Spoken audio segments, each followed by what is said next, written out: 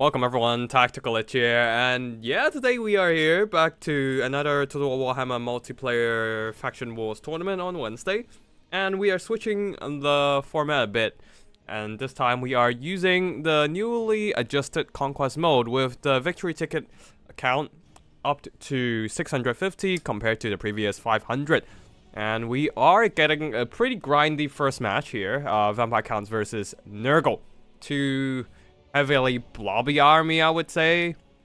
But let's see if we can outgrind the Nurgle blob with our own, well, Vampire Count blob here.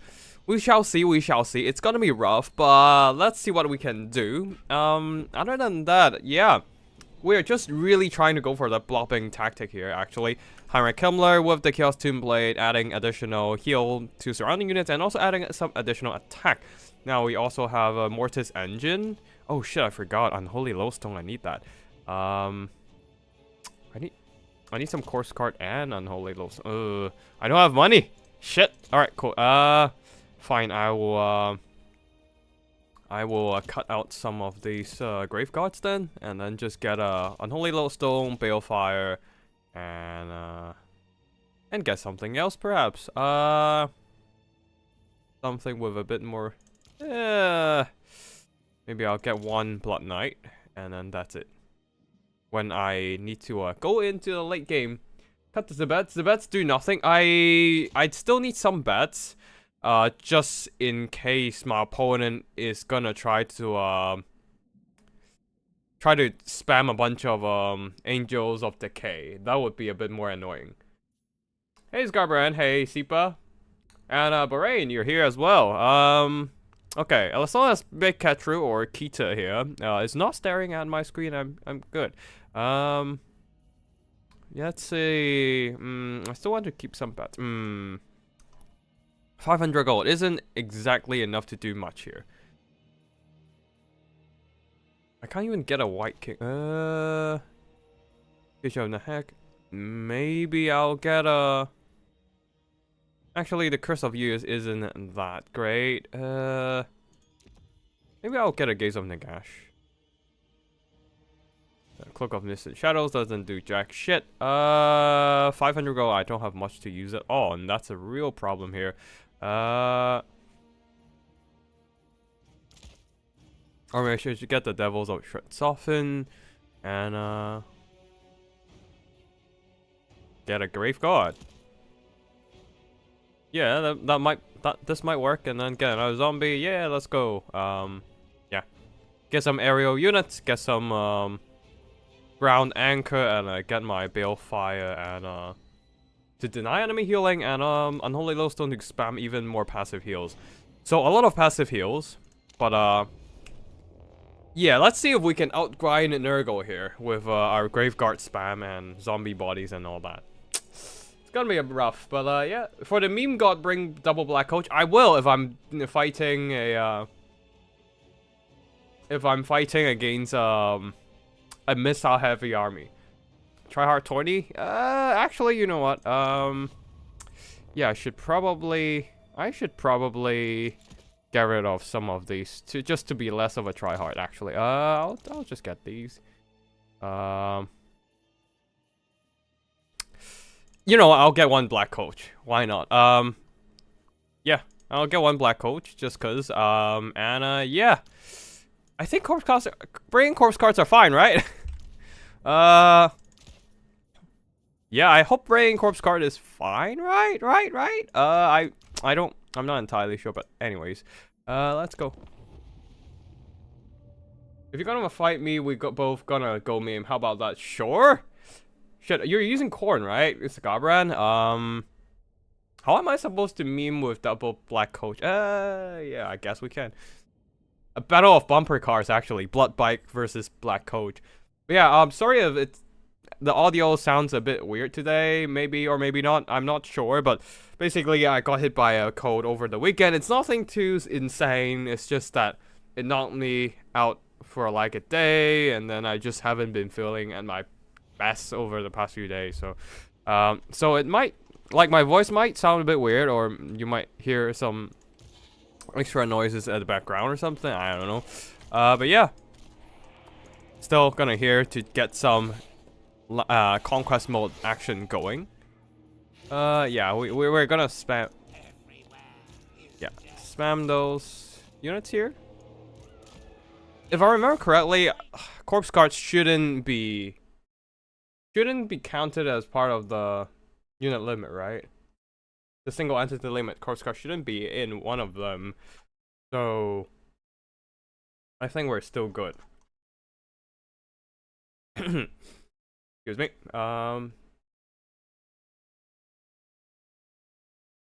Yeah, exempted single entity, so we're good. We're still only have 3 single entities. Kimmler, Mortis Engine, a ton of zombies.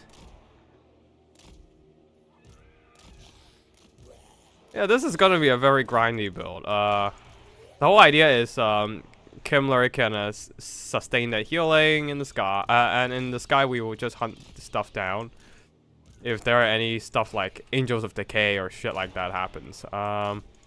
And hopefully the Balefire Corpse Guard will deny some enemy healing. That's the plan at least. And we'll try to outgrind Nurgle. That's the plan, especially now Fleshy Abundance is weakened, and we have a Black Coach. There goes our mobility plan here. We don't have a Black Knight. So all we can hope is the Black Coach actually do something here. Alright, alright.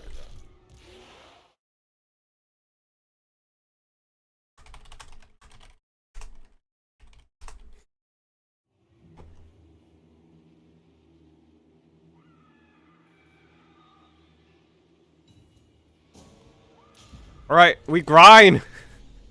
Oh, we grinding so hard. Alright, let's go. The Kugav blob versus the Mortis Engine blob. Let's go.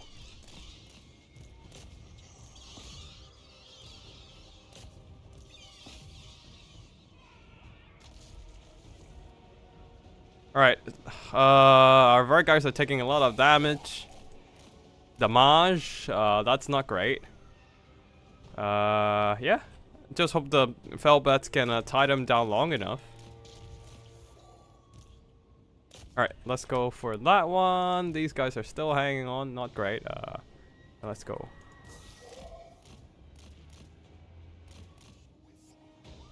We are so gonna grind this one out, honestly. Yeah, let's go.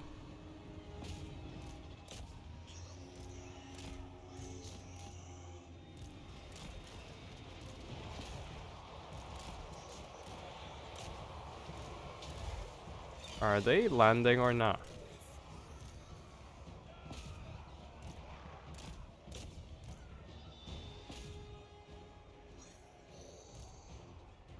Alright, yeah, let's just send some of our troops in. And we start draining them up. Alright, Kimmler, you can maybe go in and start fighting.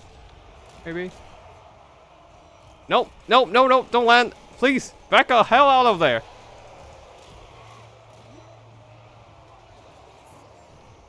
Ooh, and of course the Black Coach is trapped. Great, just fucking great. Yeah. Woo. All right, let's just send up some of our troops in, and yeah, you can go in there as well. Come over here. We grind. This is a grinding match. It really depends on who can grind harder.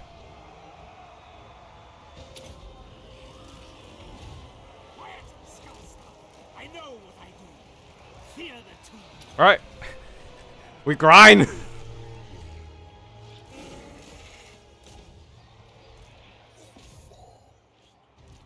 Woo! Back up.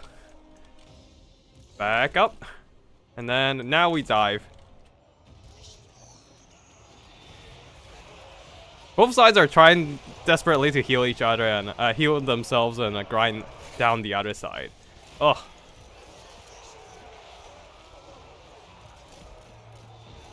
Look at this mess of a blob.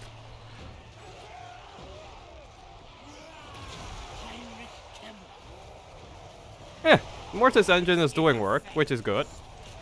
Ooh, the Plogers are here though. Yeah, let's just... I mean, the Stunsmen are holding, which is great. And we're routing enemy front line, which is also great. Black Coach is doing work. 83 kills already. Damn it. Who said the Black Coach's meme?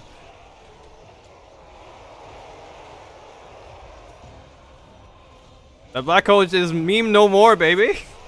And Harakimla is still just chilling. Nice. Alright. Alright, we're doing just fine. How much is the Mortis engine earning? Almost 2k gold worth of damage value. And the Nurgle frontline is getting shredded. Stunsman almost at new cap already. And we're not even hitting the 5-minute mark. My god. Alright. Look at all the buffs on the damn Black Coach. Stupid. I don't think I've seen any healing from Kugaf yet though. Or maybe I just missed it. Either way, look at the buffs on these units. Balefire, Vigor Mortis, like, damn. As soon as they're in on all these passive buffs on the double corpse card, and then we have the Mortis engine and all. My god, it's just Value City.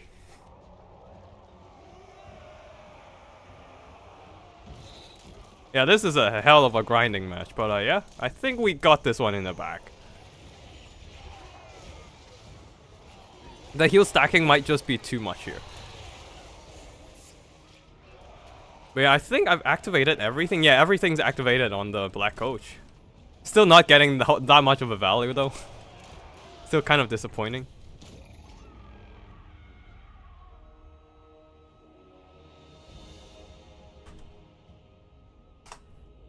Alright, I think I'm done with the blobbing. But yeah, both sides blobbing, it seems like... Ooh, Kugaf's still getting a ton of damage value. The problem is that because we have halberds now, they can hold the line with Kimmler bringing those heals. Yeah. Just keeping those Grave Guards alive, and then the Mortis engines just sit there and gets value and profit. The Black Coach getting one... Excuse me. Again, my code is still kind of lingering, but yeah, look at the Black Coach did something. It's not the greatest, but it seems like it has a easier time getting value now, applying terror as well as it goes around, getting a lot of kills with the charge impact. We've won the aerial engagement.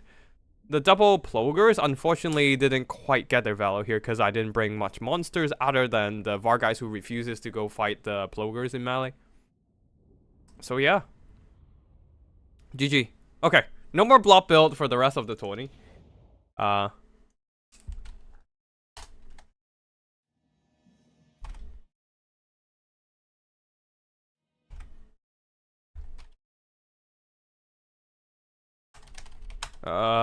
Just gonna tell Pikachu or Keecha here. I gotta kick them out so Scarbrand can get in.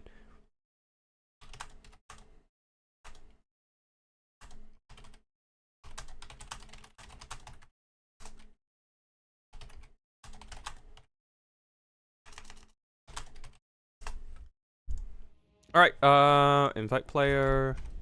Where's Scarbrand?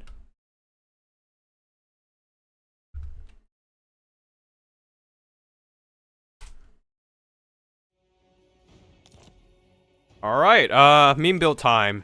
What am I supposed to bring for meme build? I'm fighting Khorne, so let's go Vladdy Daddy here, and Blood Drinker, Karstein Ring. I don't think we need that. We need everything else, and then Curse of Years doesn't work. No, I need something flying. I need a flying. Let's go for Red Duke. Let's go for Red Duke. That makes more sense. I need something that can possibly stay away from Karanak. there we go. Red Duke, let's go. Invocation, Gaze of Nagash, and maybe Dance Macabre. Khorne. Alright, double bumper car build, let's go. You go without some of Skarbrand's abilities. Oh. Let's see. Skarbrand, Cultist, and War Shrine. Favorite Khorne builder. Skarbrand, Cultist, and War Shrine. And does anyone even bring War Shrine as Khorne? That would be funny as hell though. I'm almost tempted to try vanilla again, seeing chat coach doing work. But SFO just got working today. Yeah, SFO does add a lot of flavor to the gameplay. It's really fun. It's a really great mod. I just never played campaign myself, so I don't really know much about SFO and stuff. Skarbrand, oh, got it. You go without some of Skarbrand abilities. I imagine there would be the Rampage in there, but yeah. Anyways, meme build time. Black Coach. We don't really need Gaze of Nagash against Khorne, right? Yeah, I think we just need Elsif, everything else. Yeah, I think it's just these. Dance Macabre to add more attack. Elsif, who else? Yeah, Elsif definitely would be a nice call against Khorne. Let's see, is it spell damage or magical damage? Yeah, let's just bring a Scapscraft caster. And then front line of let's just go with Great Guard with great weapons, anti-infantry bonus, and then yeah, we will try to out melee Khorne. Probably won't gonna work, but try is the keyword here. And we're out of money. Fuck. Why is Red Duke so expensive? Damn it. Balefire and oh, god damn it, Red Duke. Why are you so expensive? All right, fine. We'll just bring regular. Oh wait, no, they might just bring chosen. I want the double corpse card here.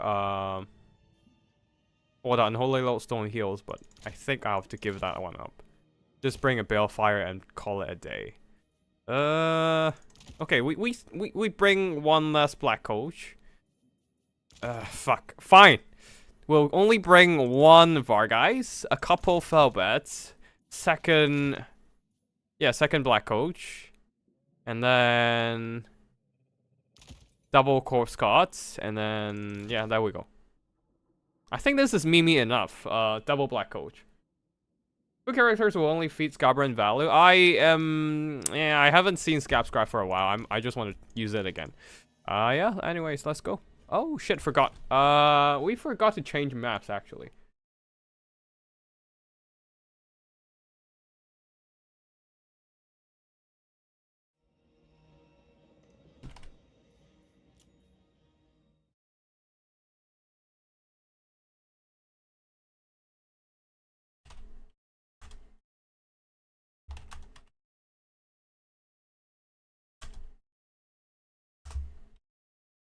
Okay.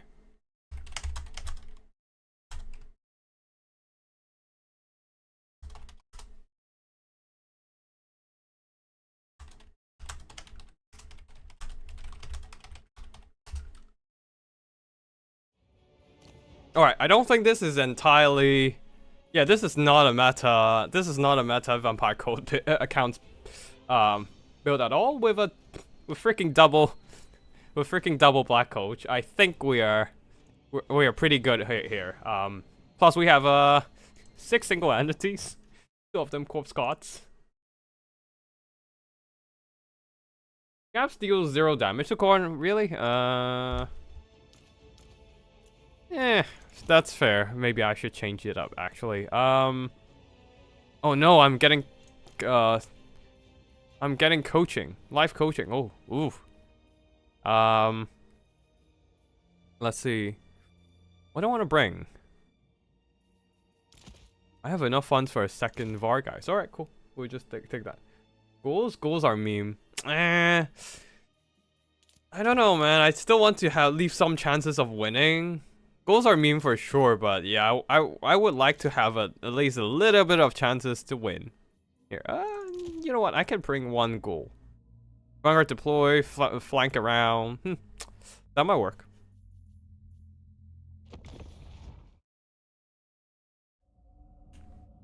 All right, we have 4 different. We have 4 different. This is like a mechanized vampire count army. We have 4 coaches, 2 of them corpse guards, and 2 actual war machines. But yeah, we just need mortis engines and shit. But I think we're hitting the limit of rare single entities, so we can't add anymore. Oh shit! I forgot to promote my stream anywhere else. I should do that actually while we wait for our opponent to get ready.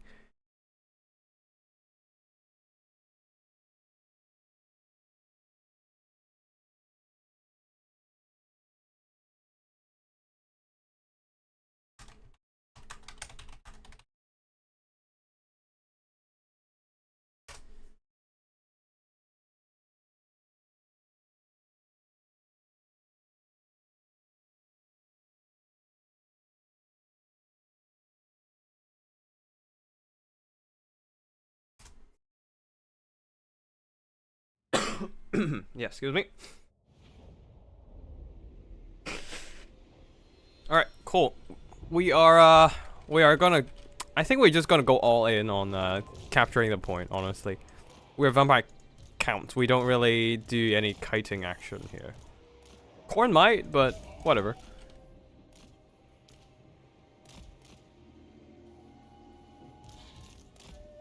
But yeah, my opponent, he knows I'm going double black coach, so let's see what he's gonna do to counter my double black coach action. Also Red Duke. He's not meta at all.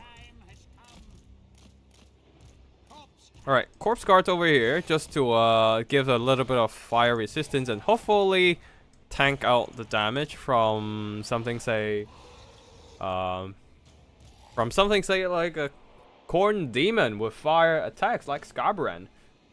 We shall see. But yeah, seems like Skaven playing Khorne here is gonna go meme. I did tell him I'm memeing with double black coach, so he is probably gonna be prepared, but let's see what happens.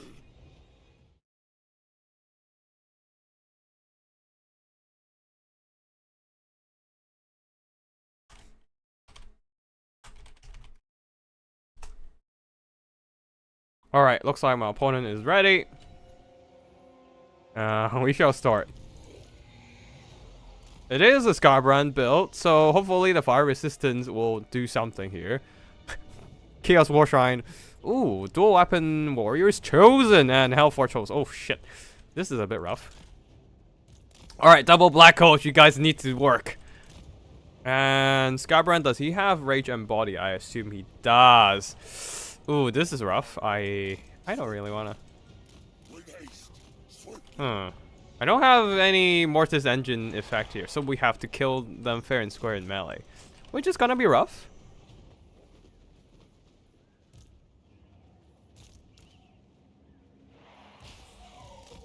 Alright, double black coach.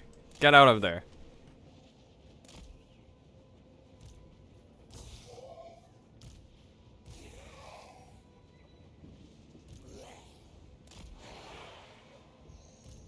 There is no Karanak, which is nice. Yeah, he's going for regular chosen. That's a lot of attack buffs though to the Khorne army. Give her a furious glory. Favorite of ruinous power, totem of endless bloodletting. Yeah, they're gonna be pretty hard to deal with in that kind of melee combat. Ooh. Let's just go ahead and start pushing.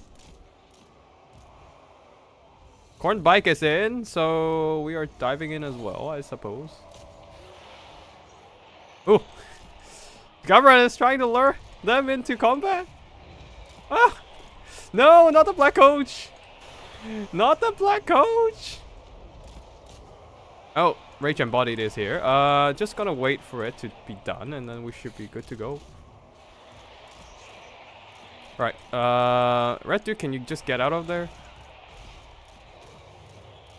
Man, that thing died hard. Okay. Let's just fly back into the sky and figure something else out. Give the Black Coach a heal. And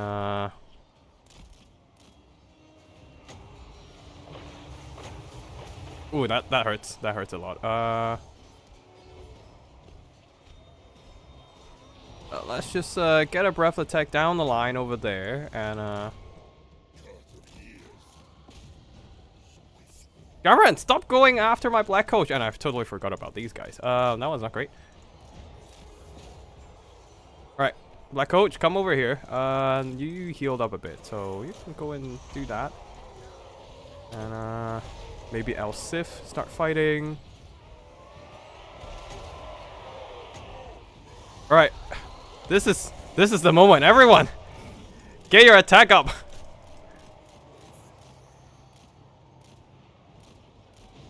Alright, let's go slam over there. We go and slam these guys down. Oh shit, our middle line is absolutely slaughtered. Okay. We are getting some chunks out of Skarbrand, which is nice. And we're breaking the flanks as well, which is also nice. Now you go ahead and go kill those. Yeah, we are beating Skarbrand. Holy shit, yeah, let's go! And these guys can pull back a bit. Black Coach, start psycho charging. We beat the hell out of Skarbrand. Let's go. Oh, Rage Embodied again. Come on. Stop being so angry, Skarbrand. Although that's his entire shtick, isn't it? All right. Let's just go there. Start killing some stuff, and you guys can go over here. We need to wait for El Sif to recharge. Alright, you fly back up. Ooh, ow! The burn! Ouch. That hurts. Let's just throw another breath attack over here to the Hellfire Host. Let's go. You guys, yeah, you guys can just go over here and fear the double Black Coach though. Okay, 23 kills is not even close enough to activate his ability. Oh, that hurts. Anyways, yeah, I guess the Black Coach didn't do jack shit. We're still waiting for El Sif. We are good to go. Right, time for El Sif. Alright, everyone. Melee attack up. Dance Macabre. Let's go. Dance Macabre, El Sif. Skarbrand is gonna die. He's getting absolutely slapped. Oh. The dreaded duelist, not the actual dreaded duelist, but definitely a scary duelist here. Ooh, ouch! Skarbrand is punching back hard. All right, go and save your Leash Lord, guys. He's a bit on fire. I need something to help screen. All right, Skarbrand is down, and Red. Excuse me. Red Duke is still alive, and he's more than alive, if anything. Okay, we good. We good. GG.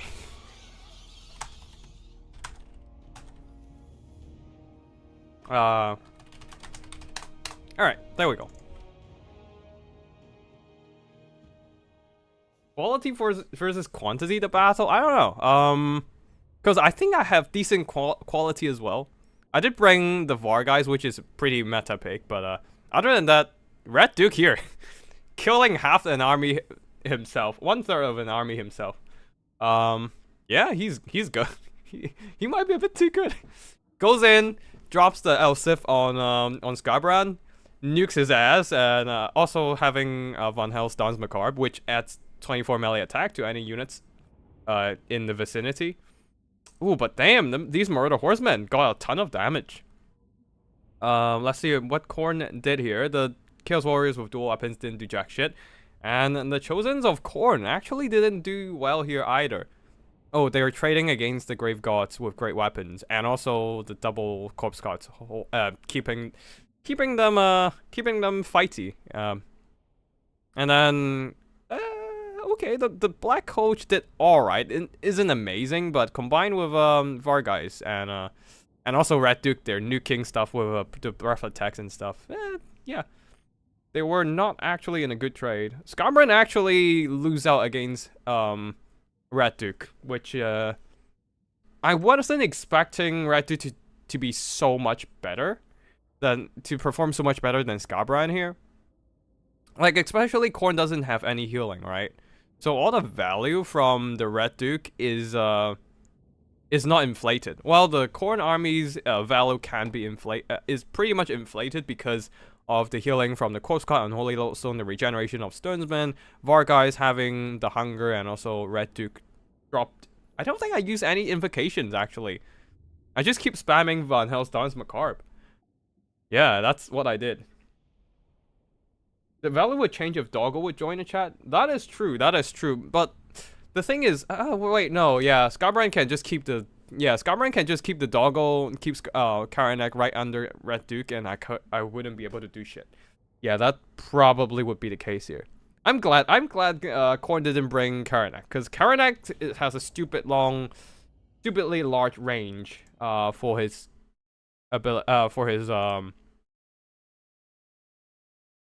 silence ability.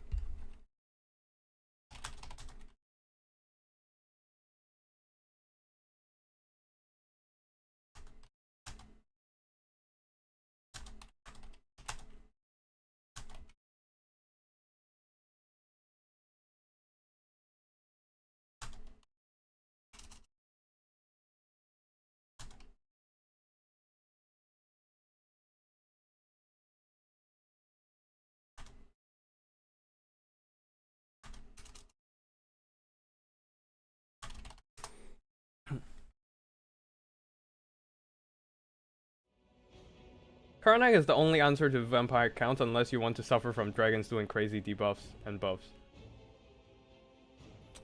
Yeah, I feel like the main answer for Khorne against any caster is really just Karanak.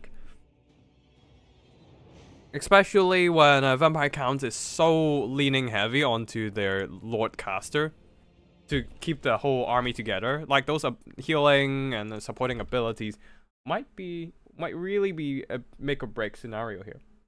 Okay, let's see who are we fighting next? Looks like we are fighting Slaanesh of Angel. Alright, looks like we have another battle of melee army here. So let's think about how to meme again.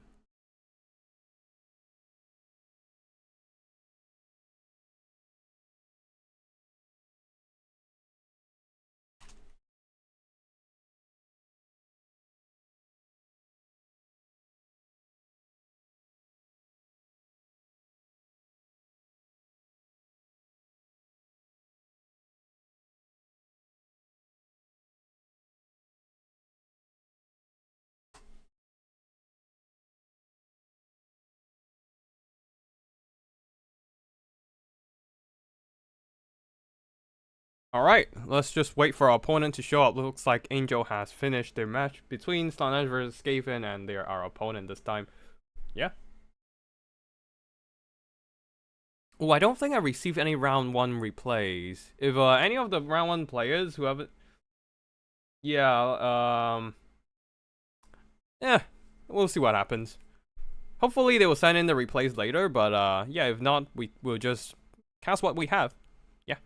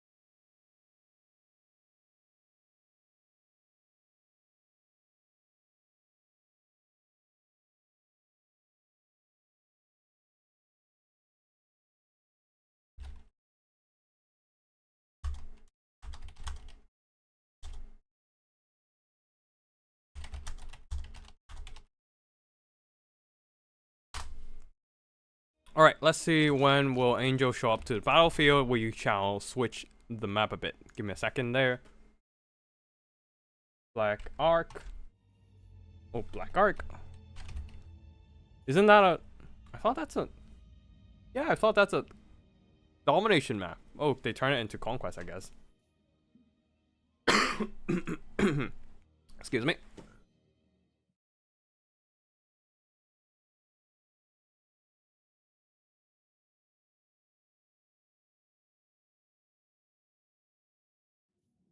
Alright, let's see when will Angel show up.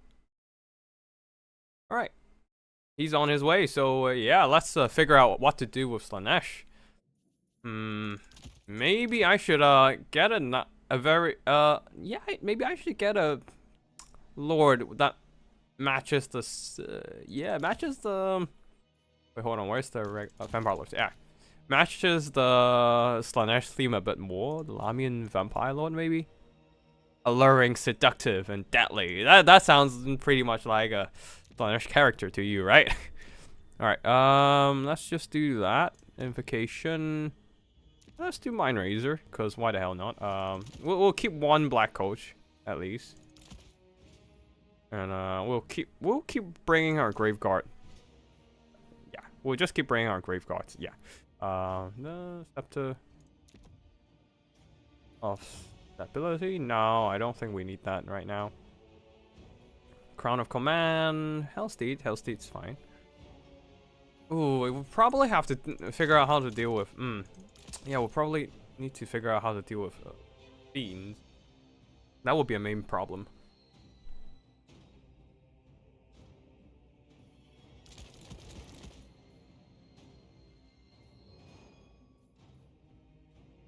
Let's see.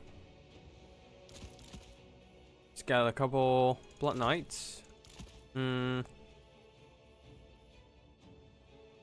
Just trying to get let that mobility advantage here, maybe? Alright, let's just go heavy infantry, whatever the fuck. Don't care. And yeah, let's just get a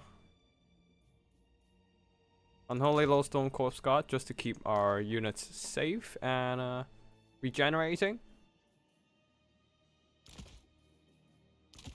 Couple more Grave Guards, the regular ones, and oh, Spear. Yeah, let's just grab a couple Skeleton Spears. We have a bunch of Felbets. Ready to just go and counter. Yeah, I think we're good with this, I think. It's a weird build, but whatever, man. Alright, let's just do that, spending the last bit of our funds, and we are good to go. Double Blood Knight, triple Felbets, and one single Black Coach. We're gonna bring a Black Coach in every game we're playing, okay? Just to show everyone, Black Coach actually works. Or maybe they don't. Doesn't matter, really.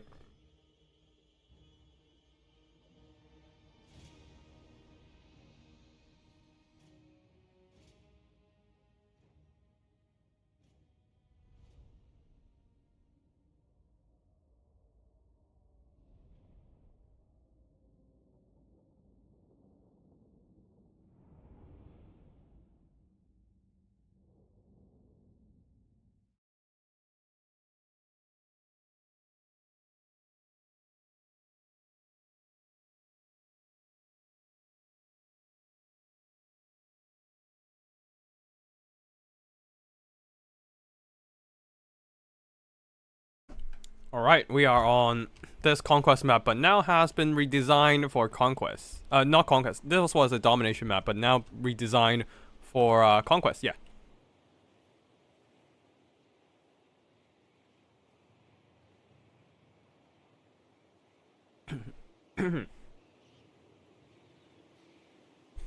Alright.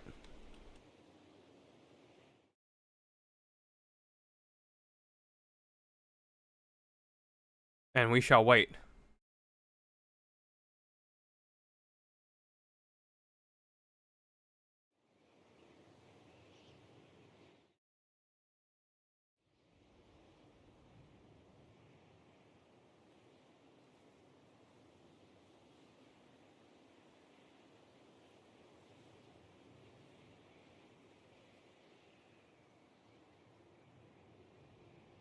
Alrighty, we're good. Right, front line, second line, unholy lowstone corpse card. We're gonna go and just march on to the. Yeah, we're just gonna go and march up to the conquest point and sit there. That's the whole point of this infantry blob, right? But yeah, the mobility will have to do a lot of heavy lifting, including the black coach. Yeah, we'll see what happens here. Couple Blood Knights. Though this isn't exactly a great map, honestly. A lot of impassable terrain. Even for a domination map, this feels like a very narrow map, actually. I should remove it from my map pool, actually. But that's for next time, I think. Actually, might as well do it now. Let me just do that.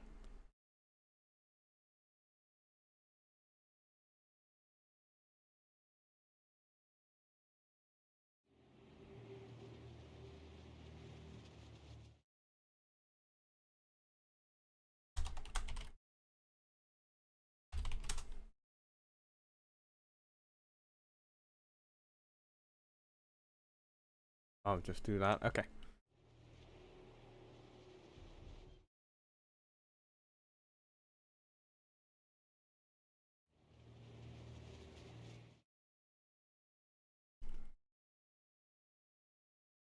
Alright, yeah, I think we're ready. Our opponent is also ready. So right, I forgot. Group up. There we go. We start. Alright, the entire blob lock group and start marching. Oh fuck. I need to remove this from my I need to remove this from my map pool next time. This map feels pretty damn horrible. Okay, let's see what they have here. Prince Sigvald. This is gonna be a tough nut to crack. And we don't really have anything to, like, kill him. And we have a lot of infantry here. And we don't have that much large other than the Chaos Sorcerer of, on the War Shrine. What does he have for spells? Lash and Slicing Shard. So we don't need to worry too much about Rampage here. Which is a good thing, but... Ooh, Exalted Demonets. Guess we can try to use Occam's Mind Razor. Just spam that and hopefully do more damage, I don't know. Alright, Black Coach, why are you there? I just forgot to move you. Real War Shrine hours. Seriously, we've been seeing War Shrine in Khorne and then we're now against Slaanesh. Well, we didn't see a War Shrine against Nurgle, but honestly... Oh, shit. Honestly, a Kugav might as well be a big freaking shrine. It is a Dom map converted into a Conquest map. I removed it from my future map pool. Not gonna use it anymore. Honestly, it kind of sucks.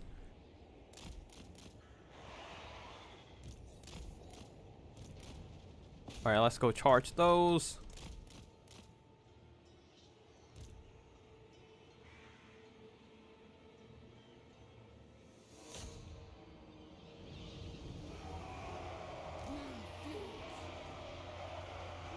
Alright, time to back off.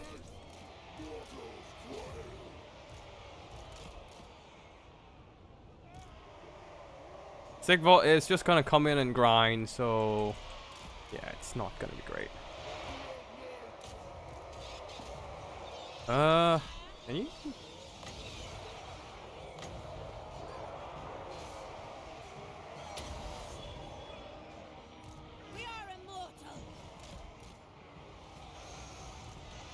Alright, let's just intercept these guys. Oh shit, how the fuck did you die so fast?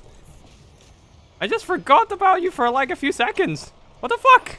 Oh, right, Exalted Demonets. Forgot about that part. Slicing Shards. Forgot about you guys as well. Already I need to heal. Oh, it down. Freaking thing went down. Fuck.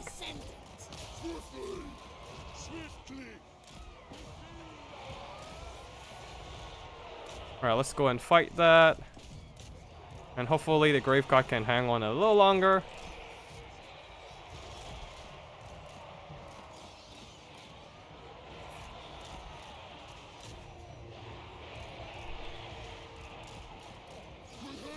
Man, my front line is just collapsing. Oof. Hurts.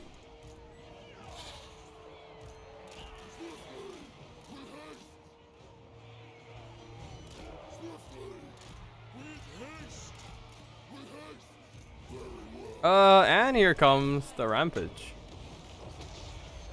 Alright, let's just do that. And then... I don't know where to send her into battle now. Let's just give these Grave Gods some magic damage, I guess. You guys pull back, and you go and fight the cultists, I suppose.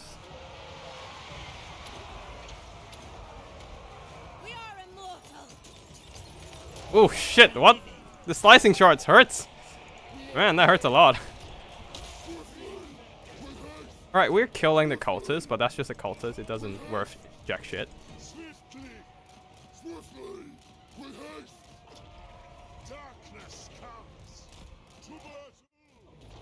They are absolutely nuking that cultist. Just everything else we're just losing pretty damn hard at. The Great Bot did alright, still holding on.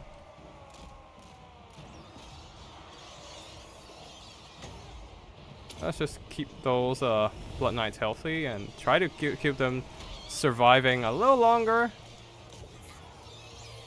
Though they are getting slaughtered by those they're getting slaughtered pretty hard by the Exalted Demonites. And we're still not killing the cultists yet. Eh. Man, I probably should have went with more Black Knights. Too late now. My infantry is getting absolutely clobbered in combat. Even the Stonesmen aren't holding.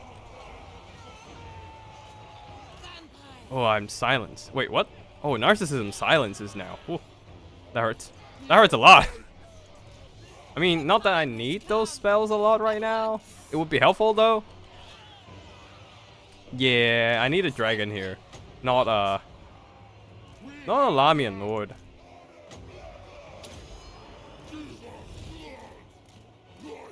VCs versus Slaanesh, and Slaanesh is the only one with Mortis. That is true. I should have brought a Mortis, but that is too meta, you know, I'm not bringing that. And also, it doesn't help I just kind of threw away my, I just threw my, Black Coach away. Infantry got grind down, I've got nothing else to fight back with, it's not great. Not great at all. 60 armor on nothing? Maybe I can get a charge. Oh, come on! How are you back? Yeah, I think we're done.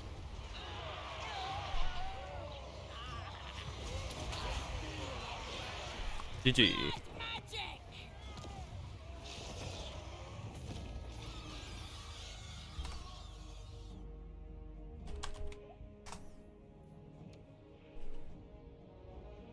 Need more cycle charging into the Exalted Demons. Yeah, I really fumbled my mobility this time. I mean, one of them did okay, the other not so much. I did one charge in the early game and then they just stuck there for like a good 20 seconds and took a little bit too much damage. Oh shit, is Human Boy having an event earlier? I am not sure. Let me check.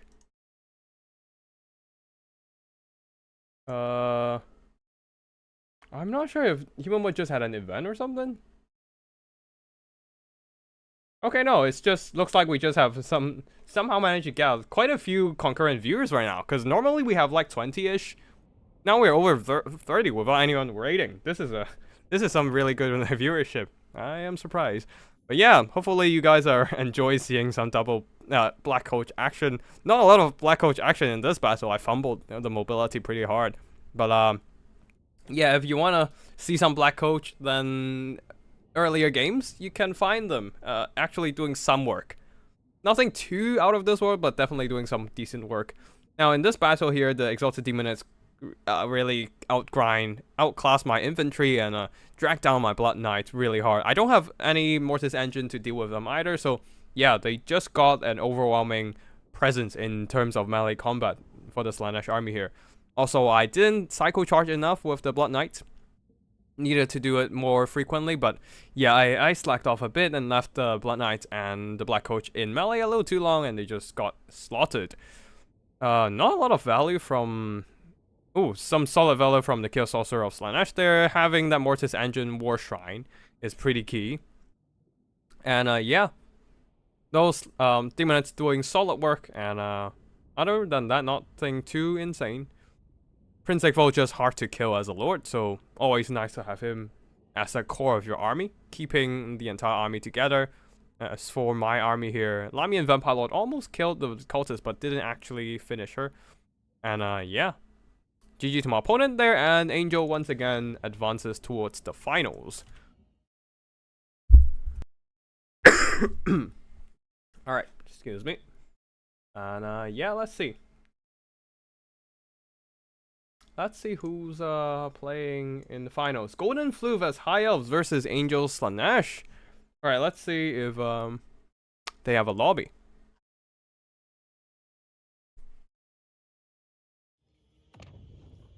Angel, I think Angel has been winning the quite a few of the Wednesday faction wars. Actually, let's see. Just gonna quickly check.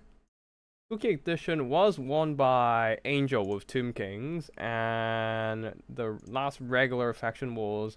Okay, that was Sigur's, but I believe the one beforehand might have been an Angel... No, never mind.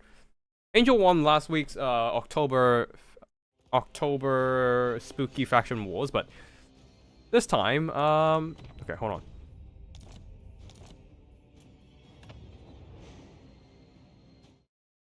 This time, Angel once again advancing into the finals, but on the opposite bracket. On the opposite side of the bracket, Golden Floof, one of our Night Crew clan players who have not been that active lately, actually came back and got into the finals this time. And let's see whether Golden Floof will take the win, or will Angel continues to defend his title. Is a championship from last week.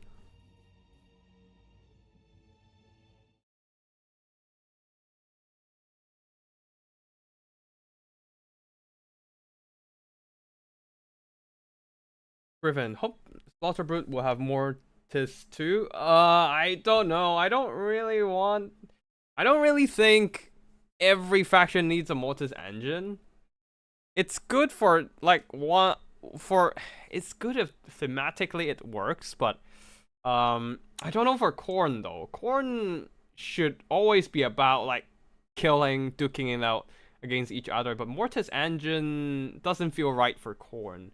It feels like you're just sitting there and reaping souls and stuff. It doesn't feel like Khorne. Khorne is all about taking blood, taking skulls. Like you go ahead and take it, not waiting for it to come to you. And Mortis Engine, I don't know, it doesn't feel right for Khorne, in my opinion.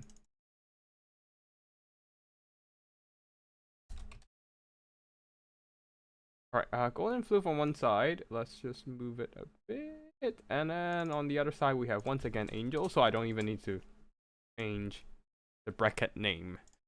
Alright, here we go.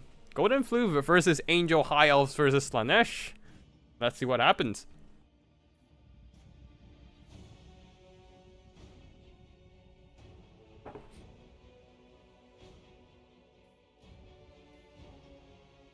Alright, looks like we're starting. High Elves, Tyrion starting the match here with Fireborn and triple War Lions, 3 Loven Sea God with spears, no shields, 2 regular archers, and 4 spears. A staunch line of spears indeed, with a lot of anti-infantry mobility. Let's see how it goes, as I believe the War Lions are there to counteract enemy furies.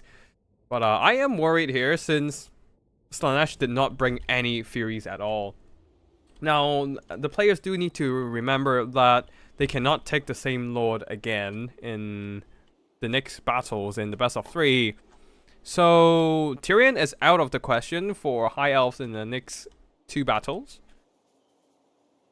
But let's see what Angel brings to the battlefield. Oh right, I forgot to talk about the caster. The High Elves did bring a fire caster, a fire mage, possibly with a burning hand, to burn down the lightly armored front line of the Slaanesh army. Flaming Sword of Ruin also is nice to add some additional magic attacks and bypass the physical resistance of all the demonic units. Anyways, let's see what happens with the Slaanesh army here. We shall wait a bit as the players are still loading in. I mean, I just hope the connection stays fine today, because if it doesn't, we'll have to drop out, cast the previous replays first, and wait for the best of 3 to play out. Anyways, seems we have loaded in for now. We shall see what happens later. But for the army build, yeah, let's just check out the spell casting choices here. If Mage of Fire coming in with Burning Hand and Flaming Sword of Ruin, as expected. As for the Slaanesh army here, front line of Devoted Marauders, second line of more Devoted Marauders, going for a lot of Marauders, just trying to occupy the enemy spear line with their numbers and then get to the back with a ton of mobility in the form of Hellstriders, Seekers of Slaanesh, and Fiends. On the other side, similar stuff going on as well. Fiends, Seekers, and Hellstriders. So a lot of mobility. And with only 3 war lines and a Fireborn, I am wondering if High Elves have enough stuff to protect their back line there. As that's a lot of mobility to hit up your rear. And we all know Slaanesh loves to open up some rear. Yeah. Leading the army, Exalted Keeper of Secrets here, with a Pavane of Slaanesh to lure enemy out of position, especially great for just casting it on the Fireborn, luring it into a fight against some random Hellstriders and charge them with double Fiends, and then these Hellstriders will get deleted. So yeah, it is a really good spell against especially elite units. And then other than that, Acquiescence and Seductive Glory. Ooh, that's a lot of rampage. And those Fireborn are in some trouble. Wait, what the fuck? What the fuck? You guys see that, right? That is a weird graphic glitch, but that doesn't really matter with the gameplay, so we just ignore that. But yeah, looks like both players are almost done with setting up their army, so they're all good to go.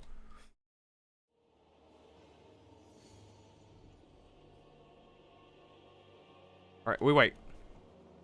We wait.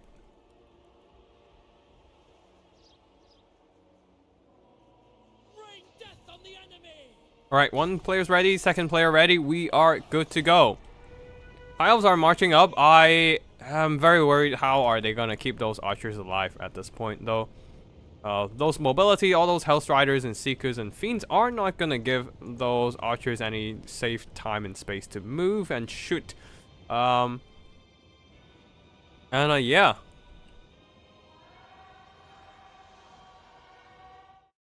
I think the Black Coach Chariot needs an HP buff. Every time I see it, it takes way too much damage in a split amount of time. Also, they have a pretty big unit model, allowing multiple units to make contact with them at once, so that doesn't help.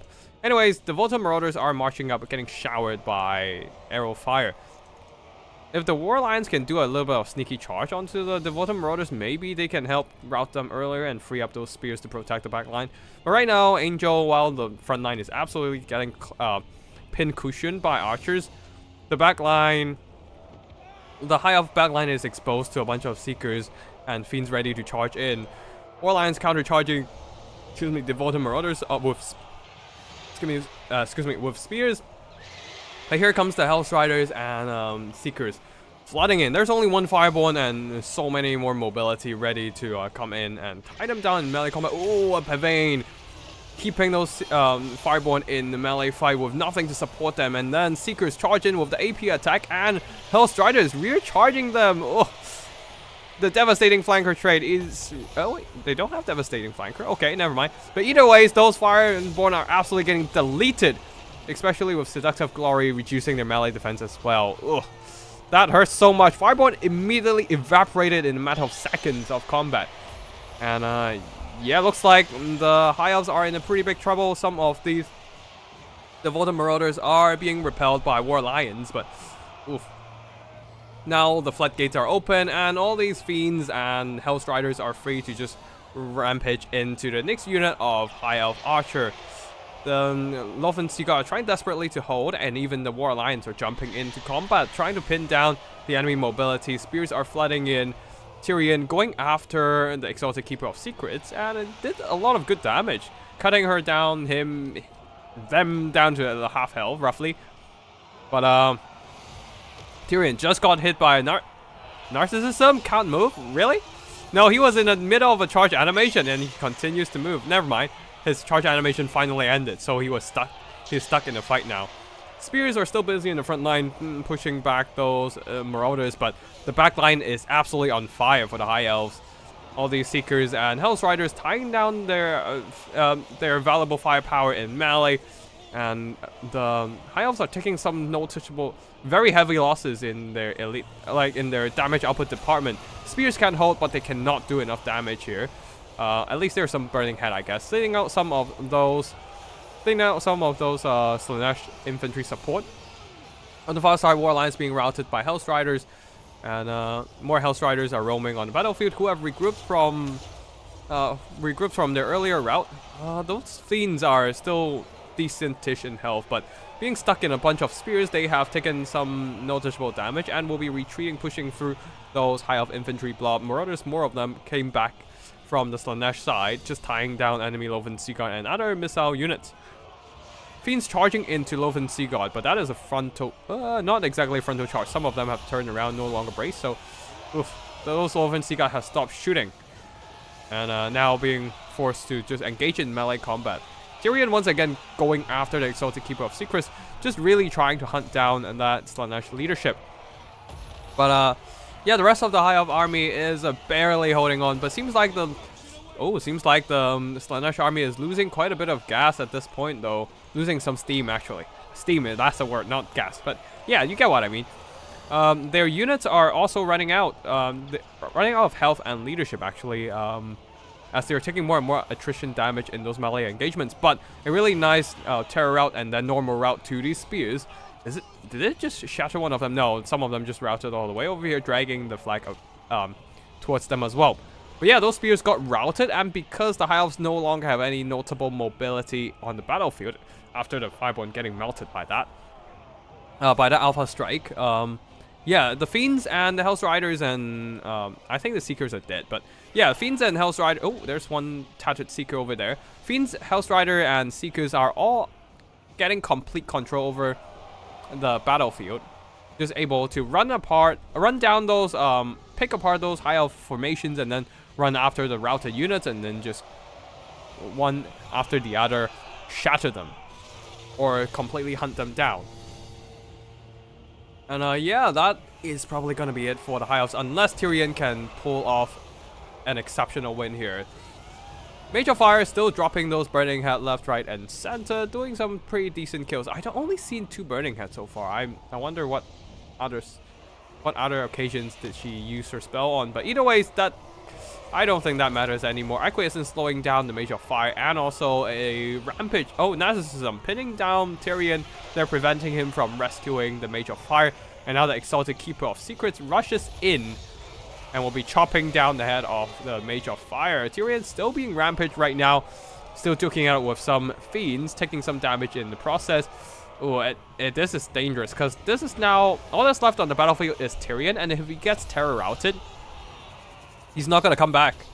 Not even the Heart of Avalon can save him. Archers are firing, trying to chip away some health of these lightly armored Slaanesh units, but Fiends are here to run them down. Tyrion is trying to save them by going after the Fiends, but that is not gonna be that's not gonna happen in time, as the Fiends absolutely ransack the formations of the remnants of the Archers. So Archers are dead, Fiends are still okay. It is all down to Tyrion, and that is probably not gonna happen, because yeah, the High Elves probably not gonna make a comeback, because the capture point is in the hands of the Slaanesh army, and there's still a lot of units ready to pin down Tyrion, as the Exalted Keeper of Secrets can just hang back, or she can also charge in, do some psycho charge, and hack away at Tyrion's health. forcing the High Elves into army losses territory. It really depends on, on how the Slaanesh player, Angel here, wants to play it out. And don't forget, there's also the healing ability from the Exalted Keeper of Secrets who can just... And that means she can just charge in, slaps the Mage of Fire, kills her, and then get some heals. Yeah. Oh wait, never mind. Any low leadership enemies wavering... yeah, low leadership enemies will trigger that ability. So yeah, Tyrion now routed as army losses hit, and that shall be victory for the Slaanesh player. I think Slaanesh got this unless the Exalted Keeper does something stupid. Yeah, basically.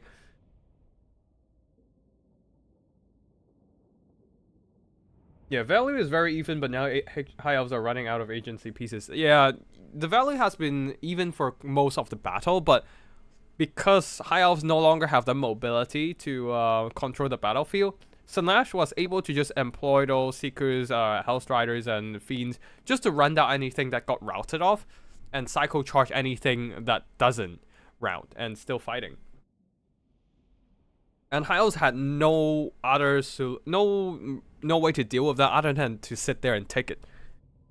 And as their router units are being picked apart one by one, they slowly lose out on that balance of power as well. So that was not bringing enough mobility and bringing so much in terms of like missiles might be a deadly mistake for the High Elves. That's a lot of value going into the Archer line, but well, 2 of them earned back their value, the rest not so much, as they were mostly tied down by some random stuff and just not quite able to shoot. Tyrion did well, but the Fireborn got deleted straight out of combat. That was quite a painful loss. But yeah, GG to Warlion's theoretically good against Furies, but when your opponent doesn't bring Furies, you're kind of screwed with this choice because they can't really trade effectively against the Cavalry or the Fiends. Yeah, I forgot only Ankari need yeah, I forgot only Ankari's healing is requires like a unit to shatter. Oh no, I forgot that it's Ankari needs a unit to get destroyed, but the regular Exalted Keeper of Secrets doesn't. But either ways, moving on to the next battle, Angel will have to switch a Lord. Same goes for the High Elves of Golden Floof. Fireborn, in my opinion, overkill in this matchup. Yeah, they just got rampaged and destroyed. Probably just need a ton of Silver Helms, if anything. They, like, against Slaanesh, you need a lot of mobility. Just to screen, to pin down enemy mobility and stuff. Fireborn with the armor piercing is not exactly necessary here. You probably benefit from just having more bodies on the field.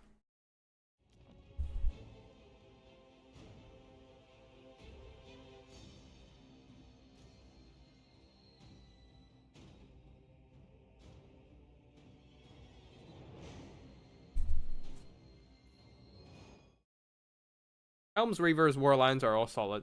Yeah. I feel like 3 Warlines are too much. Maybe 1 or 2.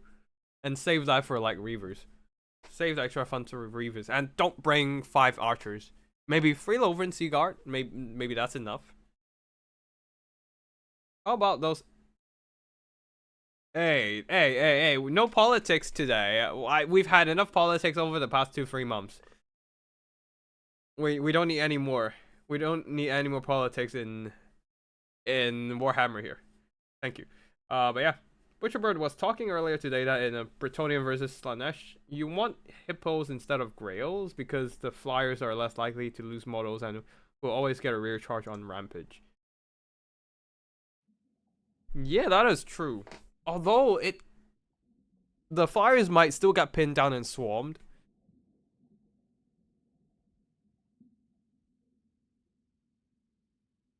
Yeah, let's see what happens in this one. In this next battle here. We might see some meme builds, we might not. We shall see.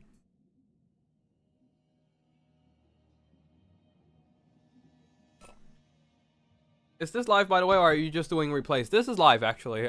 We're just waiting for the players to pick their armies. And then we'll go into game 2. Now, remember, Angel has won the first game in this best of 3. Golden Floof has to win this one if he wants to stay in the game. If not... Otherwise, like, yeah, otherwise Angel will be winning.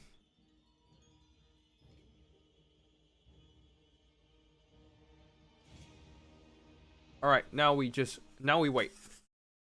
We'll be doing replays after the live section, by the way, so yeah. Stay tuned after we're done. But yeah, I might mute myself for a few seconds here and there just to blow my nose, because, again, I got hit by a flu over the weekend, and it's still lingering. I'm mostly fine, it's just... Yeah, I'm still not at 100%, I don't think. Probably just gonna sleep early tonight. But yeah, High Elves are... ready. Slaanesh is ready, so we're just waiting for Golden Flute with his High Elves to ready up as well.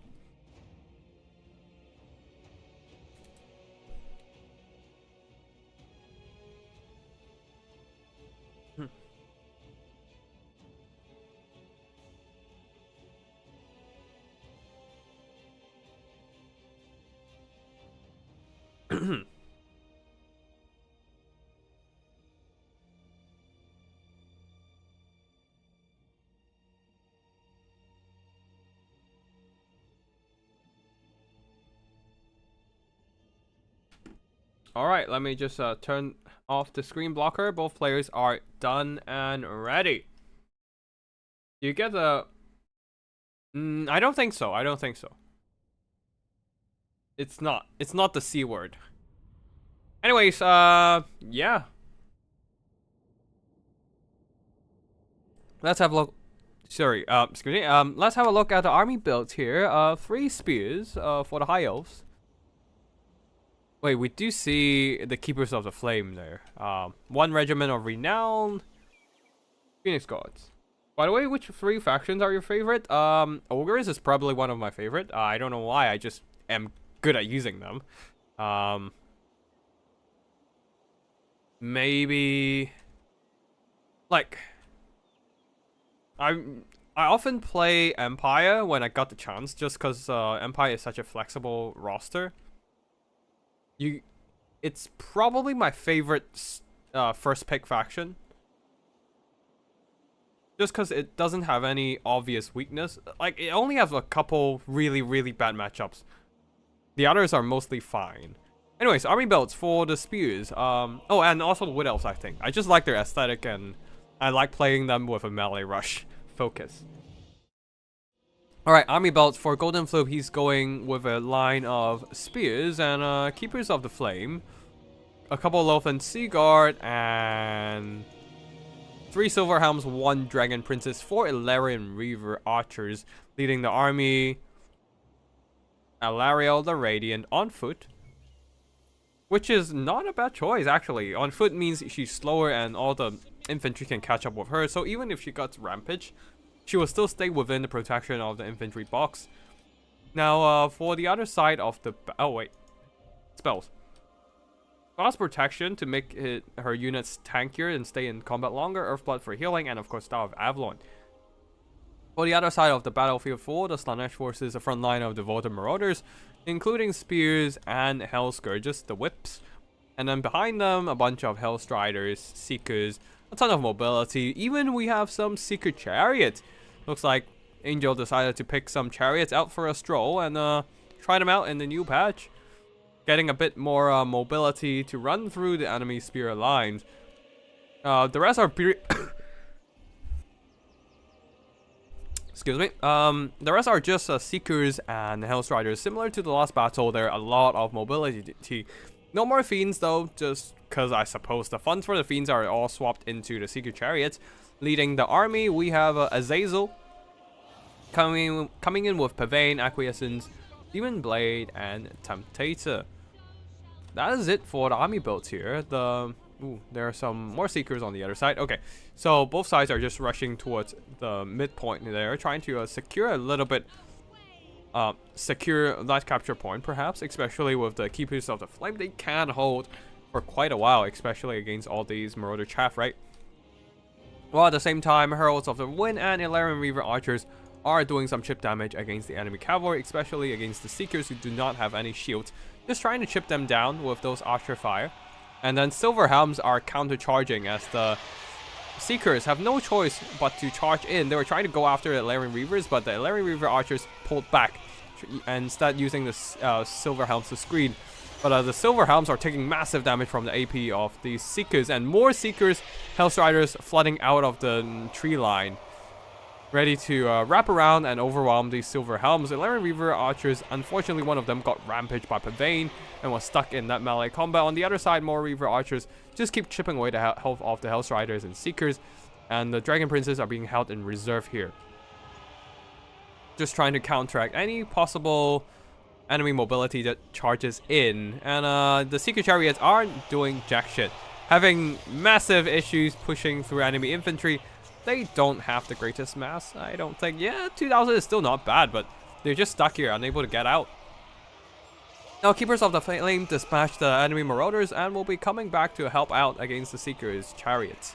While over there, on the other side of the battlefield, Silver Helms and Elarian Reaver archers have been dealt with. These ones, still being healthy, are retreating, running away from the enemy Seekers and doing some skirmishing damage.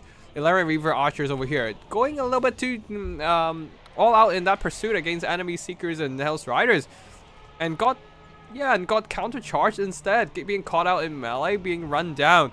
This is a problem of using skirmishing cavalry against Slaanesh. Slaanesh cavalry are faster than your usual skirmishing cavalry, especially when they're poisoned. So yeah, the Elarian Reaver archers cannot outrun the enemy Seekers and Hellstriders and whatnot. So they will be caught in melee, unable to use up all their ammo, and getting eliminated early. Once again, High Elves seems to lose out all their agency and would just have to sit there with their spear line and just trying to take it and tank it out against the Slaanesh troops. At least there are no fiends at this point, but it is still going to be really rough for the High Elves, I do believe. A Star of Avalon just trying to keep those Dragon Princes alive, and spears as well. But here comes an enveloping charge from the Hellstriders and Seekers, sandwiching these two units and doing insane and obscene amount of damage to these Dragon Princes. If not for the Heart of Avalon, they would be dead by now. There's even fast protection, just trying to keep them alive, but is that gonna be enough? No, actually, Demon Blade discouraging them and just putting them enough, nuking their leadership enough to get terrified by the presence of Azazel. And the Dragon Princes, oops, sorry about that. Dragon Princes will be terror routed and will be pushed off by the pursuit of the Hellstriders. It is now down to the Keepers of the Flame here, trying to hold that capture point alongside some Loven Sea God and spears, but it is gonna be rough. It is gonna be really rough. I don't see how High Elves can. I honestly don't see. And with all due respect to both players, no disrespect to Golden Fleuve or anything, I don't see how High Elves can pull this one off, because the spears are not exactly in like a completely uniform box. So that means there's all these rear and flank sides of the units open up for rear charges and flank charges, allowing those devastating flanker trait from the Seekers, yeah, to really put in the hurt. And even without the devastating flanker trait, the Hellstriders can also do some good, like rear charging against the Unbraced Loven Sea God and just keep doing good damage. And don't forget, Azazel is here just to try and hunt down Ilario in the duel. So yeah, now the High Elves are now being squeezed into a tight blob, while the Slaanesh troops just keep cycle charging them, doing some nice impact damage continuously. Ilario is spamming Earthblood to keep her units alive, and the Keepers of the Flame are definitely fighting back hard. But yeah, oh, they're immune to constant effects, so I guess the poison doesn't affect them, but even then. Fast protection, keeping those Keepers of the Flame with high melee defense and high armor, tanking more damage. But the Pavane draining their health away, ignoring their melee defense and armor and physical resistance. Star of Avalon once again trying to keep those High Elf units alive, just trying. Lario just trying desperately to spam all those heals. But right now, yeah, this is a bit. This is really rough for the High Elves. it is just cycle charging after cycle charging against the Keepers of the Flame. And every time those Seekers cycle charges in, the impact, the charge collision, the impact damage just takes down more of those elite infantry of the High Elves. Phoenix Guards are said to know their time of death, their moment of death, as part of the ritual of their induction into the unit. And looks like the Keepers of the Flame has foreseen that coming. Unfortunately, they are not unbreakable, so they have been routed. Army losses have not been hit, but that is still the end of this game, as Slaanesh cycle charges their way to victory. But yeah, very nicely played by both players. Slaanesh really getting that mobility advantage here, just spamming those Seekers and Hellstriders, having more speed than those 11 Reaver Archers, catching them in melee, dragging them down, especially with the Hellstriders poisoning them, slowing down the 11 Reaver Archers even more. So Reaver Archers unfortunately just not quite able to get the damage done there. There's some initial damage with the skirmishing, but once they're caught in melee, there's no escape from the grasp of the Slaanesh mobility. As for the rest of the army here, Keepers of the Flame fighting to their death, trying desperately to hold on, but just not quite able to do the work here. Dragon Princess, that's surprisingly bad. I suppose they didn't get the optimal charge against the Slaanesh troops. They were mostly trying to intercept any Slaanesh units that try to go after their back line, but yeah, instead they just got bogged down by so much armor-piercing units, and yeah, just got dragged down in melee. As for the rest of the army here, Silverhelm's not doing too hot. Neither, especially those being caught out by the Seekers, and then Hellstriders swarm their backs and whatnot. So, yeah, not great. Probably need regular 11 Reavers, not Reaver Archers. Cause yeah, it's because Reaver Archers just won't have the time to shoot up all their missiles, shoot up all their ammo. I don't think I would ever bring a missile cavalry or a yeah, I don't think I've ever brought any missile cavalry spam against Slaanesh. At least not recently. I would bring maybe 1 or 2 missile cav, maybe like Outriders with grenade launchers, but I wouldn't spam skirmishing cav against Slaanesh, unless I am greenskin, I guess. Because Slaanesh just have so many ways to catch your mobility, and it is pretty much impossible to make use of a skirmishing cavalry spam against Slaanesh, I don't think. But yeah, good damage from Azazel. Those Pavane did some really good work there, and yeah. Seeker Chariot sucks though. They didn't do enough damage. They tried to charge through their own troops, which nullified the charge impact by a lot, and then got tied down by enemy mobility and infantry. So yeah, that was not great for them, but the rest of the Slaanesh mobility did really well, just dragging down all those expensive cavalry of the High Elves. And yeah, the Marauders simply swarmed the High Elf line with mass numbers. Yeah, that's it for today's live casting section of the tournament. I'm gonna quickly go and fill up my water bottle, and I'll be back in a couple minutes to catch up with all the replay files I just received. We do have a lot of replays coming in, so yeah, I'm just gonna download them all for now. Give me a second. I don't think I've downloaded all of them yet, so I'm just gonna...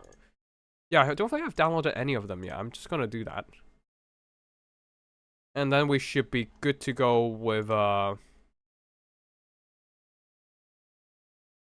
we should be good to go with the replay casting section. Give me a second there, and yeah. I'll be back in a minute, grab some water, and we should be good to go again.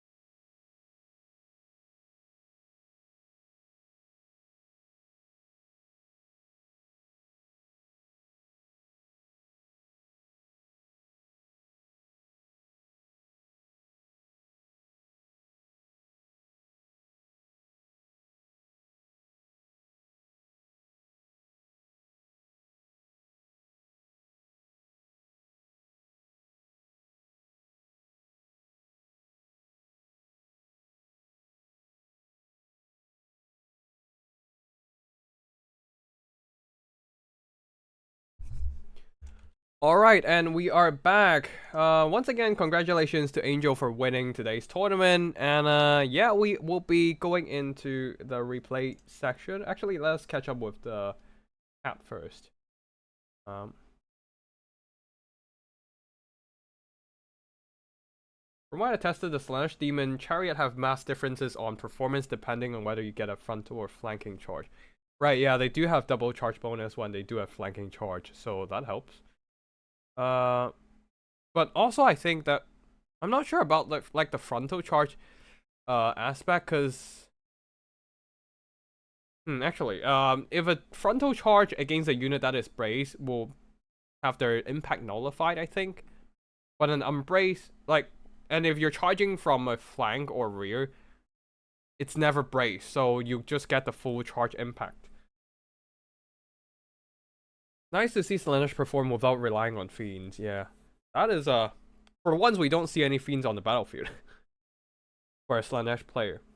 Can we place High Elves into B tier now, or they already were? Not up to date on that. I think they have not been a top tier faction for a while. Like they have, yeah, low A to top B feels right.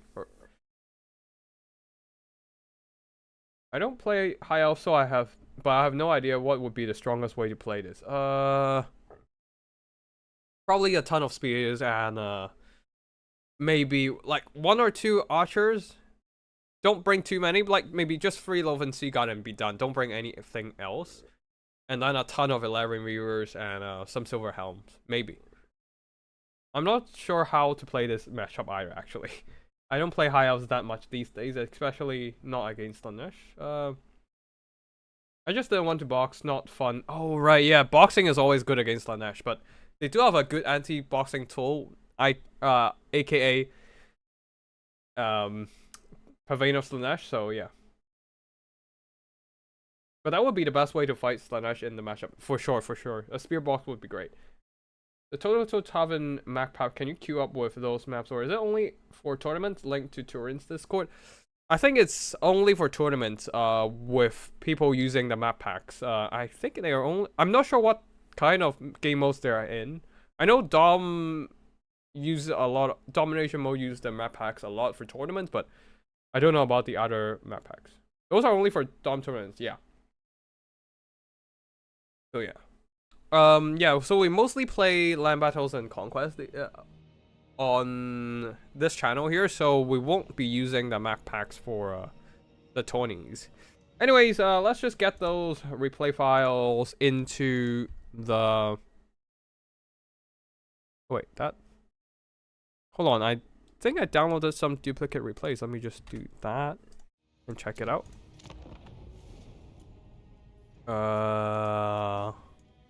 Yeah, we did. So we can delete one of them. Wait, hold on. Why am I only seeing, like... Okay. Okay, cool. Yeah, we can delete that one. Alright, so we start with a Skaven versus Empire game, and we're seeing the Sunmaker. Oof, and I assume we're seeing a Steam Tank as well. Let's go. You can do Phoenix Guard Blob, and you can do Spear and Archers and Helms, Lions, Reavers purely as an Anti-Fury and Mass versus Fiends. Yeah, that sounds about right. Okay, first battle here, Skaven versus Empire, Nurgle's PA versus Chained Soldier. Let's see what we are getting on the battlefield. Let me just turn off the scoreboard. Now for the army build here for the Skaven army, a front line of a ton of Skaven slaves, and backed up by some Skaven slave slingers, a lot of low tier chaff units, as their funds are going elsewhere, like these more expensive red ogres and the dwarfing Manus. Let's see what else we're seeing here. On the flanks, we do have more red ogres supporting a packmaster and some ashen triads ready to ambush the Empire with their sneaky little schemes, their stalking ability. Wolf rats with poison on the flanks as well. Similarly on the other side, another unit of ashen triads. I really love these guys. As far as an ashen unit goes, they are pretty interesting. Fast, aggressive halberd infantry, but very fragile indeed. You don't really want to use them to absorb a charge. You want to use them to countercharge a cavalry or monster attack. But yeah, other than that, Packmaster here, Gracier of Plague with spells, Dreaded 13th, and Warpstone Scroll and Vermintide, a lot of summons. Ready to swarm the Empire position, and yeah, that's it for the army builds on the Skaven side. As for the Empire here, leading the army, a Master Engineer on a Steam Tank. At the back there, Sunmaker lighting up some Skaven infantry, but because of how scattered the Skaven formation is, most of them are not exactly impacted by the explosion. Only one unit of Skaven Slave is being nuked, but that is just a Skaven Slave, and it's more, the Skavens are more than happy to take this loss. A front line of state troops, swordsmen, spears backed up by one Death Jacks with some additional firepower, and Empire Knights on the flanks there. Also the roll out of Griffites, ready to terrorize those Skaven units with their terror on the unit. Also Glorious Charge, making them really good into enemy combat now, getting that double duration charge bonus. Yeah, double duration charge bonus, yeah. Other than that, I'm not seeing any spellcasters. Oh wait, no, live spellcaster here. Anyways, the human troops are sallying forth with Empire Knights and Raw out of Griffite, charging into the Red Ogres here, but Packmaster and Wolf Rats with Poison are charging in. Even the Ashen Triads are coming in now, and with the Weeping Blade of the Ashen Triads, the Empire Knights and the Raw out of Griffites got their armor nuked by 50%. So they're much more vulnerable to even Wolf Rats now, who doesn't do a lot of... Yeah, these ones with Poison doesn't do a lot of armor-piercing damage. The Empire Knights are routed, terror routed away by the Packmaster on the Brute Horror. And soon the Row out of Griffites will be falling victim to the Ashen Triads anti-large armor-piercing, and then the Red Ogres armor-piercing as well, and the Packmaster munching on them. State Troops frontline are holding on against the enemy Skaven Slaves, but the flanks are not holding too well. Red Ogres saturating onto State Troops, beating them up. And now the Gracier is coming in with Dreaded 13th Summon, ready to nuke down enemy infantry, but those State Troops have been routed, so either ways, that is still a very nice summon of some Storm Vermin elites coming in and break down the backs of the Empire Knights as the Brute Horror terror routes away that Empire cavalry unit. Now the floodgates are open and the Skavens are flooding into the backline of the Empire army here. As now the Sunmaker is being compromised by the Packmaster, and Red Ogres are constantly pushing. Over here, Raw out of Griffites are still holding on, receiving a regrowth in the process. That's probably the main reason why they're still in the fight, but not even a regrowth can save them at this point, as the Ashen Triads have managed to drag them down with the help of so many Skaven units. And yeah, the Empire lines are pretty much compromised. State Troops are still holding on, but only barely.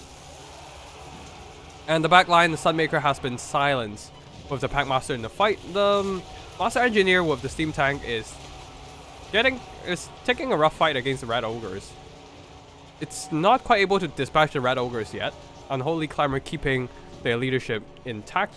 All the Packmaster have managed to dispatch the Sunmaker. Another Packmaster comes in and just breaks down the rest of the Sunmaker crew, and the other Packmaster goes in against the Master Engineer. Ashen Triads coming in as well, going for that Weeping Blade debuff, nuking the Master Engineer's armor down to 80 only. Now Earthlight is coming in, but missed the Master Engineer. Very unfortunate there. That's why you want to cast it on to a unit directly, just so the spell cast follows him around. But unfortunately, I guess they were trying to cover the spear as well. But yeah, that was a bit of a mistake. Missing out the heal onto the Master Engineer. At the back there, Dwarfing Menace and the Ashen Triads are just picking off scattered enemy units, including the Wolf Rats also just helping out, running down the Death Jacks. The State Troops are victorious against the Skaven Slaves, but the rest of the Empire army seems to be falling apart pretty hard. No more Sunmaker for them, so they lose out the best way for them to clear out the Skaven infantry. And the Master Engineer is getting more and more tattered, being surrounded by anti-large armor piercing, also having their armor debuffed, making anything just a little bit more effective against them. But yeah, I think that might just be it for the Empire army. And yeah. On the far side there, the Deathjacks have been shattered. I think that raw out of Griffeyes have been just chased down all the way by Skaven units. So yeah, they are certainly not coming back. With the mobility advantage of the Skavens, they are free to just cycle charge down pockets of Empire resistance. And the Packmaster continues to hound on the Master Engineer. So the Master Engineer trying desperately to escape the enemy combatant. It is not going to be an easy task. Another Dreaded 13 summon right on top of these spears, nuking their HP and also sending in those elite storm vermin to cut them down. Now Red Ogre surrounding the Master Engineer with the help of the Packmaster. Nope, the Master Engineer pushes through, but that's not going to make too much of a difference, I don't think. And yeah. Spears are going to break soon. Being overwhelmed by enemy units. Although the Red Ogres and whatnot are escaping, are retreating and going after other units. But yeah, over here, the Storm Vermins plus the...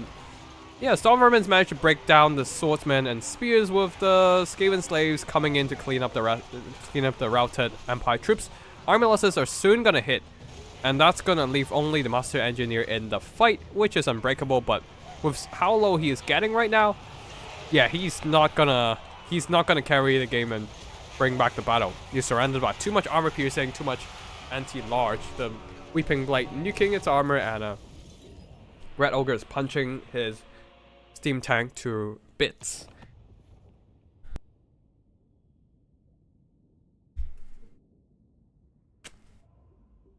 Alright, now for the army performances. Oh my god, these Wolf Rats did 2,000 gold worth of damage value. How many units did they run down? I guess they certainly run down the raw out of Griffites. But yeah, other than that, they just keep running down units, chasing them down, and just getting some solid value. Ashen Triads also did a solid job here. Cutting down enemy large targets, which, yeah, the Empire didn't really have an answer for them other than fighting them with state troops and bombing them with Sunmaker, but Sunmaker went offline pretty soon. And the Empire Knights are also all dragged down by enemy mobility, swarming them. The Skaven Slaves, yeah, they're just there to occupy the state troops, allowing the faster units like the Packmasters on Brute Horrors to do the job. And yeah, Gracier did okay with those summons occupying the enemy targets. Those Storm Vermin really... yeah, the explosion of the Dreaded 13th nuking down some of the spears and state troops and whatnot, and then the Storm Vermin comes in and finish the job. As for the Empire Army, Sunmaker did some decent damage, but unfortunately getting knocked out of combat by the Packmaster. Not quite able to earn back their own valor despite after so many kills. The Steam Tank with the Master Engineer also did some solid work. The problem is that the roll of the Griffites, it did some pretty good damage. Not quite earning back its worth though. Same goes for the Empire Knights. And state troops too busy fighting Skaven slaves and whatnot. Not quite able to protect the backline from so many Skavens swarming their positions.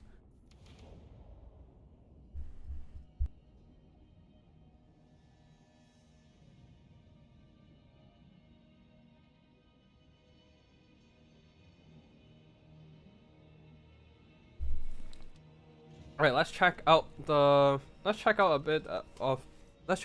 for a bit. I love it when the spell randomly snaps onto an irrelevant unit and misses its intended target. Yeah, it happens way too many times. Diggy Diggy feels like the Stank isn't the best choice in the matchup. I think you're better off with Sporus plus Deathcaster Leadership Bomb. Certainly, I would say my ideal combo in this matchup is Sporus, full loadout. Maybe minus Deadly Onslaught, you don't really need that. But Boris plus a fire excuse me. Boris, a Firecaster, and with a Burning Head. Burning Head to clear out enemy infantry, Boris to, and also for the -8 burnt leadership debuff. Boris drops in with all the oppressive leadership debuffs as well, nuking, forcing those Skavens to rout early. That would probably that is my like optimal combo, because if you're bringing Doom and Darkness, it doesn't do any damage to the enemy infantry. You can rout them off, but you're not guaranteed to chase them down. So Might as well get a burning head to burn down the enemy chaff. But yeah. That's done. Next up, we have Slaanesh versus Skaven. Let's see what happens here. Angel here coming in with mass mobility once again. 3 House Riders, 2 Seekers, 2 Fiends, 3 Marauders with Spears, 5 Marauders with a regular sword and shield. Or whatever their blade arm thingy is. And Azazel leading the army. On the Skaven side, going with once again double Ashen Triad, 1 Stormvermin, 3 Climbrats with Spears, 2 Skaven Slave Spears, and what else? A lot of missile infantry actually. Night Runners, Skaven Slave Slingers, multiple of them. Just trying to spam those missile, poke down those lightly armored Slaanesh troops, and yeah, leading the army a Kick Claw. Red Ogre is providing some additional mass, and a Gorich here, ready to duel some enemy characters. Ooh, let's see what happens here. We'll do a bit of fast forward. And let those players get close to each other. Azazel diving onto enemy Night Runners, taking some minor damage from the skirmishing fire. Now both sides, I don't think they turn on the Conquest Mode, but whatever. Climber Spears taking a charge from Devoted Marauders. The Climber Spears will definitely lose this fight. Devoted Marauders over here charging Storm Vermin. Storm Vermin should hold just fine. Slingers are now starting to pepper their enemies with missile attacks. Over here, a massive Phantasmagoria, pinning down all these Ashen Triads, making them extremely vulnerable to the charges from the Slaanesh mobility, and they're taking massive shock damage. Half a unit is gone, deleted from that, and a very key anti-large unit is basically done for. More House Riders are charging in, catching these Red Ogres stationary, and getting that charge bonus and anti-large onto these Red Ogres. Immediately nuke down half a unit of Red Ogres. Holy shit. That Red Ogre unit is just absolutely dead on the charge. Unfortunately, it seems like the Skaven player here is a bit slow on responding against all these Slaanesh mobility, and that made them pay a dear price. A lot of these Red Ogres, their best bet in pinning down and limiting the enemy mobility movement was dead. And yeah, Seekers of the Slaanesh over here charging into Skaven Slave Slingers, and over here Climber still trying to hold on against Marauders, but the back line of the Skavens are in quite a bit of a disarray. Hey Hank, nice to see you here. But yeah, looks like we have a Flancing Ruin onto Azazel, draining away the health of all these Slaanesh troops. But the Skaven's formation is breaking pretty rough. Skaven Slave Slingers getting terror routed by the presence of Azazel. Fiends are in the fray, just beating up all the Skaven Slaves in the mix, and a massive Phantasmagoria, forcing everything in the vicinity into a massive leadership shock. Multiple units are routing, and then these Night Runners, they're not exactly in the zone, so they're not taking that leadership debuff. But either ways, the friendlies routing means that they are also gonna have a leadership debuff that might turn them into a rout. And yes, it did. Night Runners are routing, no longer using their ammo to skirmish down enemy mobility, as the Fiends, House Riders, whatever, are just like hunting them down in melee. Ooh, the Fiends on the other side breaking the backs of the Red Ogres, and Ashen Triads. Ashen Triads trying their best to fight back, but they're quite fragile, and they do not want to trade against the Marauders of Slaanesh, who not only have a physical resistance to tank their AP damage, but also like it does decent damage in return, which the Ashen Triads doesn't really have the armor to mitigate, or the melee defense actually. Brass Orb nuking some Devoted Marauders, but at this point the Slaanesh army is getting a major control over the battlefield. Phantasmagorian spam is a novel tactic. I always forget that the lore of Slaanesh has other spells when Pavane exists. Yeah, that Phantasmagorian spam, the massive leadership debuff over a large area, comes in quite key, nuking down the leadership of so many Skavens. And once the Skaven starts routing, they're not coming back, because the Slaanesh army has more than enough mobility to just chase down every one of them. And that shall be GG as Skaven throws in the towel. I don't think there's a whole lot of damage on the field. Yeah, not a lot of damage on these Slaanesh units, but because the Phantasmagoria spams and the routes that Slaanesh was able to get, these Skavens are just being forced off the map and becoming permanent loss to the Skaven's army power. And yeah, the Skavens did, the Slaanesh troops did pretty good.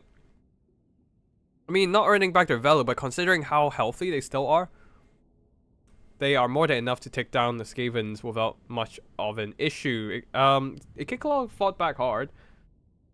Ikiklo tried hard to fight back with those Flensing Ruin and Brass Orb, but not quite able to carry the game, and Gorich did surprisingly bad, taking so much damage, but not quite able to get much damage in return. Red Ogre is being caught out of position and not actually doing much in battles. That was quite unfortunate. Storm Vermin held on fine. The problem is that the rest of the army just crumbled, especially the Ashen Triads, being overwhelmed by enemy mobility and Marauders. So quite unfortunate for them there. And yeah, that is going to be GG for this one. And Angel advances to the next stage. Now we have Chaos Dwarves versus Vampire Coast. Moraine versus Suave. Moraine here, definitely a Chaos Dwarf main. Probably the player who plays the most Chaos Dwarf I've ever seen. He does love Chaos Dwarves a lot. Or Moraine, or you can call him Shiggy Diggy in the YouTube chat.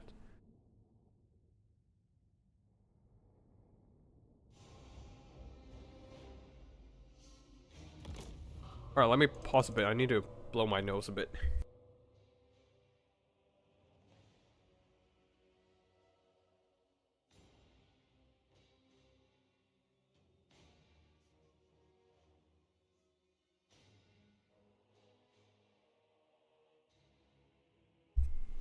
Hank, I love the train. Everyone does.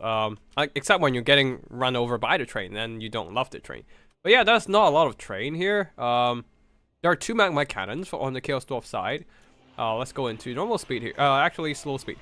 Because we are going to see a lot of artillery fire. Now, front line of Goblin Laborers, second line of Hobgoblin Archers, Chaos Dwarf Blunderbusses, and Blazing Beers of Bazarak. Hobgoblin Archers and more Blunderbusses. Actually, even more Blunderbusses. 3 of them total, in fact. Leading the army, Sorcerer Prophet of Fire with Burning Head and Cascading Fire Cloak. There's also a Bull Center Turok, coming in with some solid anti-large armor piercing presence to duel enemy monsters, perhaps. Crabs would be an example. Ooh, Vanguard deployed. What do we have here? A bunch of Hobgoblin Wolf Raiders with spears, ready to ambush the enemy backline. As for the Vampire Coast army, we have some Scurvy Dogs, Vanguard deployed. And then the front line of Zombie Pirate Deckhand mobs with pole arms, backed up by some solid missiles, deck gunners, black spots, and carronades at the back as well. More handgunners, double carronades, so they might be able to outtrade. I think the zombie pirates, the vampires should be able to outtrade the magma cannons with those double carronades, and then deck gunners can do some good damage against enemy missile infantry. But I don't know what the handgunners are gonna do here. Death Gods on the flank over here. No Death Gods on the... Oop, nope. Double Death Gods, 1 on each flank, and some more pole arm zombie pirate attack and mobs. 1 unit of animated Hulk to give themselves a little bit of mass to pin down in case some single entities, I believe. And that's it for army builds. Count Nautilus leading the army with the Moon Dial, Pit of Shades, and Invocation of Nehek. Malkov's Mystifying Miasma coming in with quite a few spells, and 1 zombie summon tool. Aren't magma cannons worse in every way compared to the Death Shrieker? It's cheaper though. It's cheaper and you can get more entities of those. But yeah, magma cannons fire in, misses. Which is a main problem of magma cannon. Not the greatest accuracy. I guess the vortex effect does come in quite handy if it just lands in front of their target and then the target walks on in and takes a ton of damage more. But yeah, now the vampires are firing onto Goblin Laborers, which they don't like. The Chaos Dwarfs don't really care about. But at the same time, the Chaos Dwarfs are moving their infantry forward, just keeping those enemy infantry back and making sure they don't get in range to start shooting with the handguns and whatnot into their more valuable blunderbusses. But here comes the Scurvy Dog at the back there, going after the magma cannon, who is getting lit up by those carronades. Burning Hat onto the black spot, and also Archer Fire just nuking down some of these zombie pirate handgun mobs. And yeah, quite a bit of damage taken from the handgun lines, which the Vampires needs to pull back and protect. Pill of Shades onto the Blazing Beards of Bazarek and the Milkov's Mystifying Miasma. A lot of damage coming in for these Chaos Dwarf Elite Infantry. Really trying to get rid of those explosive damage, I guess. But Hobgoblin Wolf Raiders have managed to sprung the ambush. Getting into the back line, they're knocking out one Carronade and now going after the Deck Gunners, absolutely demolishing them in melee. And the Deck Gunners being a really fragile unit. A missile infantry with not much armor and melee stats. Oh, that was straight up deleted. A lot of value obtained by this Hobgoblin Wolf Raiders. 600 gold only? Damn. I would expect more. Okay, probably a lot of the damage to the Carronades and the Deck Gunners are crumbling damage. But basically knocked out 2 units of quite expensive missile units. And another one being sacrificed at the back there, occupying the animated hulks. Excuse me. And Burning Hat on to the summon. I think I'm getting hiccups for some reason.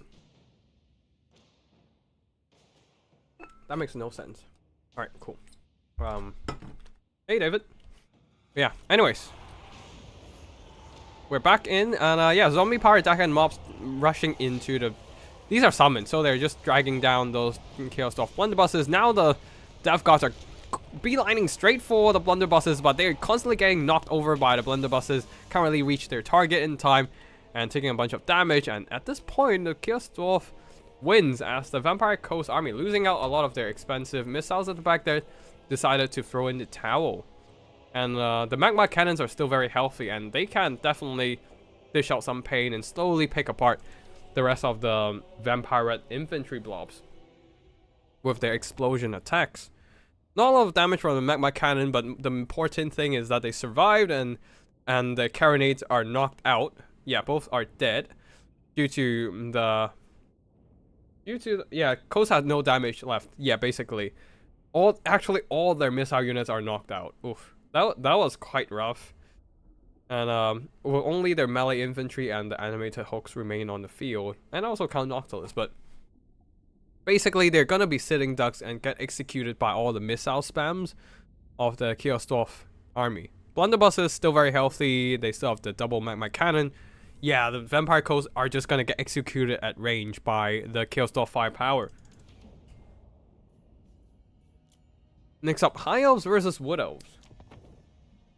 Golden Floof with Staunch line of Spear with a second line of Archers, 3 Loven Sea God plus 1 Talons of Torquelada, the Fire Archers, and then 2 units of Elarian Reavers, 2 Elarian Reaver Archers, 1 Silverhelm, 2 Dragon Princes, one of them the Fireborn, leading the army. I assume that is a Life Mage. Or a Fire Mage. Life Mage. Yeah, Life Mage. Life Archmage. For those regrowths and keep those Dragon Princes alive. As for the other side, for the Wood Elves, a front line of Dryas, second line of Way Watchers, and some Eternal Gods with Shields holding the back line. A ton of great Stag Knights, 3 of them, in fact one of them the Lost Sylvan Knights. So a lot of anti-armor capabilities, and a nice cast of nice use of the Arrows of Curtis, nuking down a bunch of health from the Talons of Torquelada, also killing a bunch of unit models as well. I wonder that would have been a better target to just shoot at the Fireborn, perhaps, with all those AP value. Kind of wasted on a Meager Archer, I feel like. Especially, yeah. Just knocking out those Fireborn models would be pretty neat. But either ways, Talons of Torquelada just raining down fire damage onto the Dryads, who are indeed weak to fire. Especially when they're even imbued with even more fire weakness. 45% fire weakness, so 50, almost half. The Talons of Torquelada does almost half, 1.5 times more damage. Yeah, than shooting at a regular target. Anyways, Fireborn charging into the mix here with some Elarian Reavers, and great Stag Knights getting a regrowth, but the problem is that they're lit on fire, so they're getting half the heals only. Way Watcher is pulling back as they're getting shot pretty hard by the High Elf Archers. And now they're just aiming down the Elarian Reaver Archers, trying to finish off on this skirmishing unit, kill off another enemy mobility.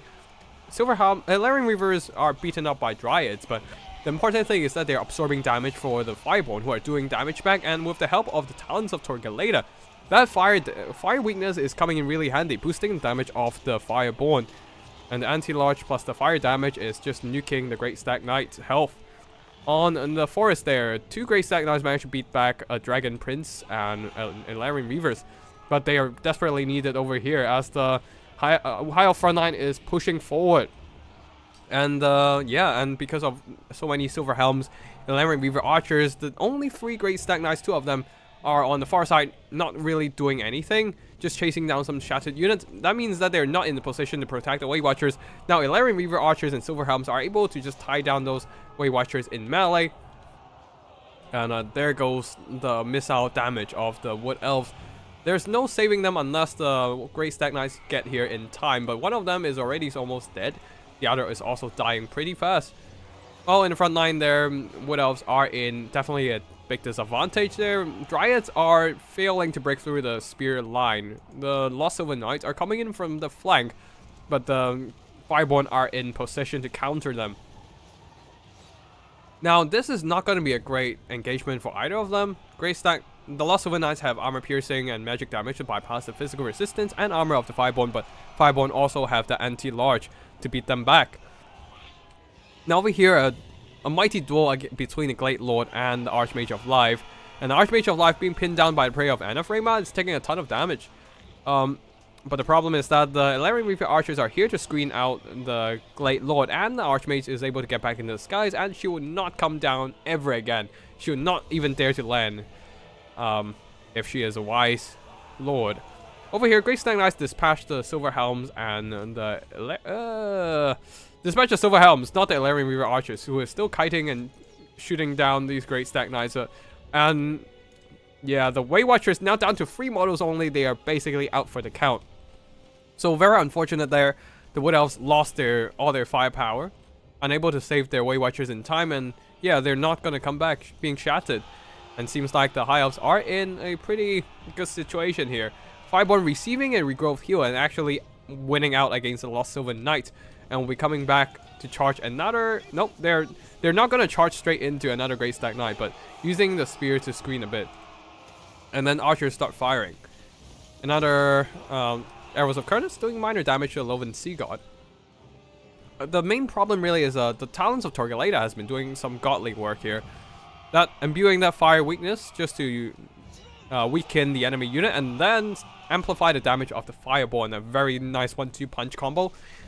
Now the Great Stag Knights and some tattered Dryads, some Lost Silver Knights are here as well, but yeah, the Wood Elves are running out of resources. The only thing that's keeping them together is pretty much this one healthy unit of Great Stag Knights getting another regrowth, but they're now the prime target of a ton of Archer fire. They're going to take a ton of damage. They have some missile block chance. Not sure where does the missile block chance come from, because they, oh, well, they do have shields. Okay, that makes sense. But yeah. They're tanking some damage, but yeah, they are a very glass cannon units though. So every time they charge into combat, those anti-large spears will drag down some of their health, and the longer they suck in melee, the more arrows are gonna fire into their backs and whittling down their health as well. So yeah, Great Stag Knights charging into the Fireborn, but unfortunately being tied down by spears, shot by multiple units of archers. Their HP is rapidly dropping. The Glade Lord is too far to provide any help. Great Stag Knights are also charging into spears, not the archers, so the archers are still free to fire at the enemy Stag Knights. And once the Stag Knight goes down, there's no more healthy tool left in the hands of the Wood Elves, and that shall be victory for the High Elves.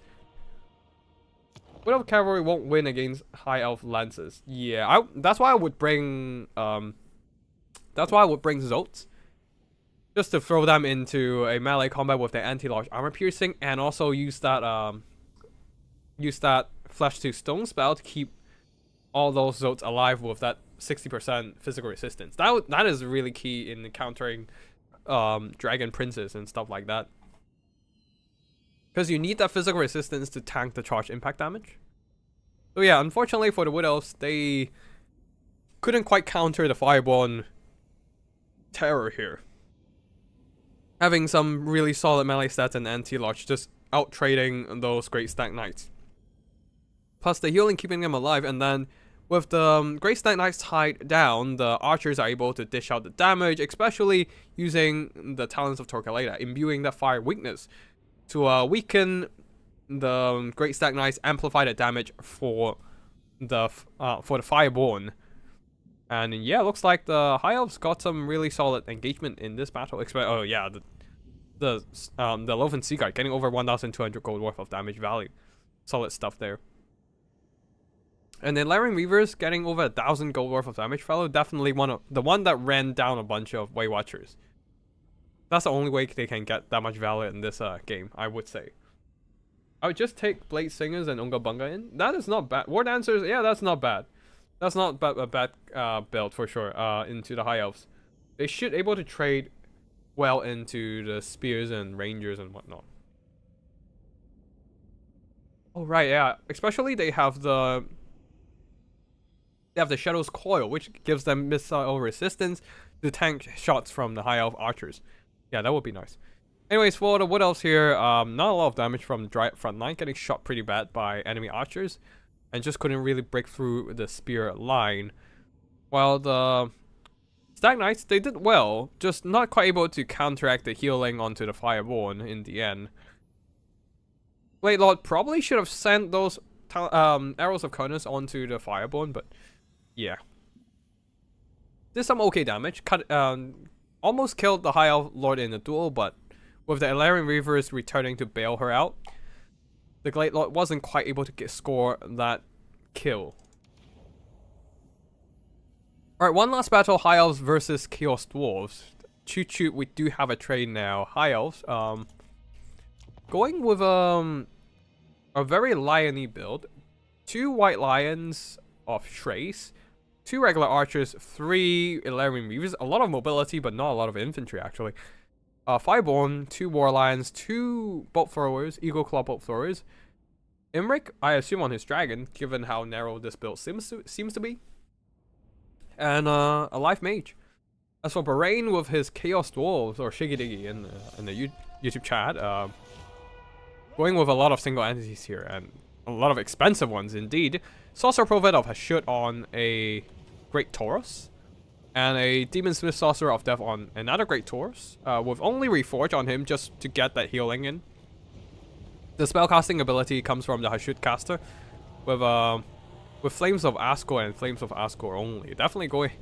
Oh yeah, he's going in for a very memey build. Demon's Tongue coming in with the Dreadquake Mortar, ready to bomb some enemy infantry, but Eagle Club Bolt Throwers is going to be really threatening against this big piece of artillery.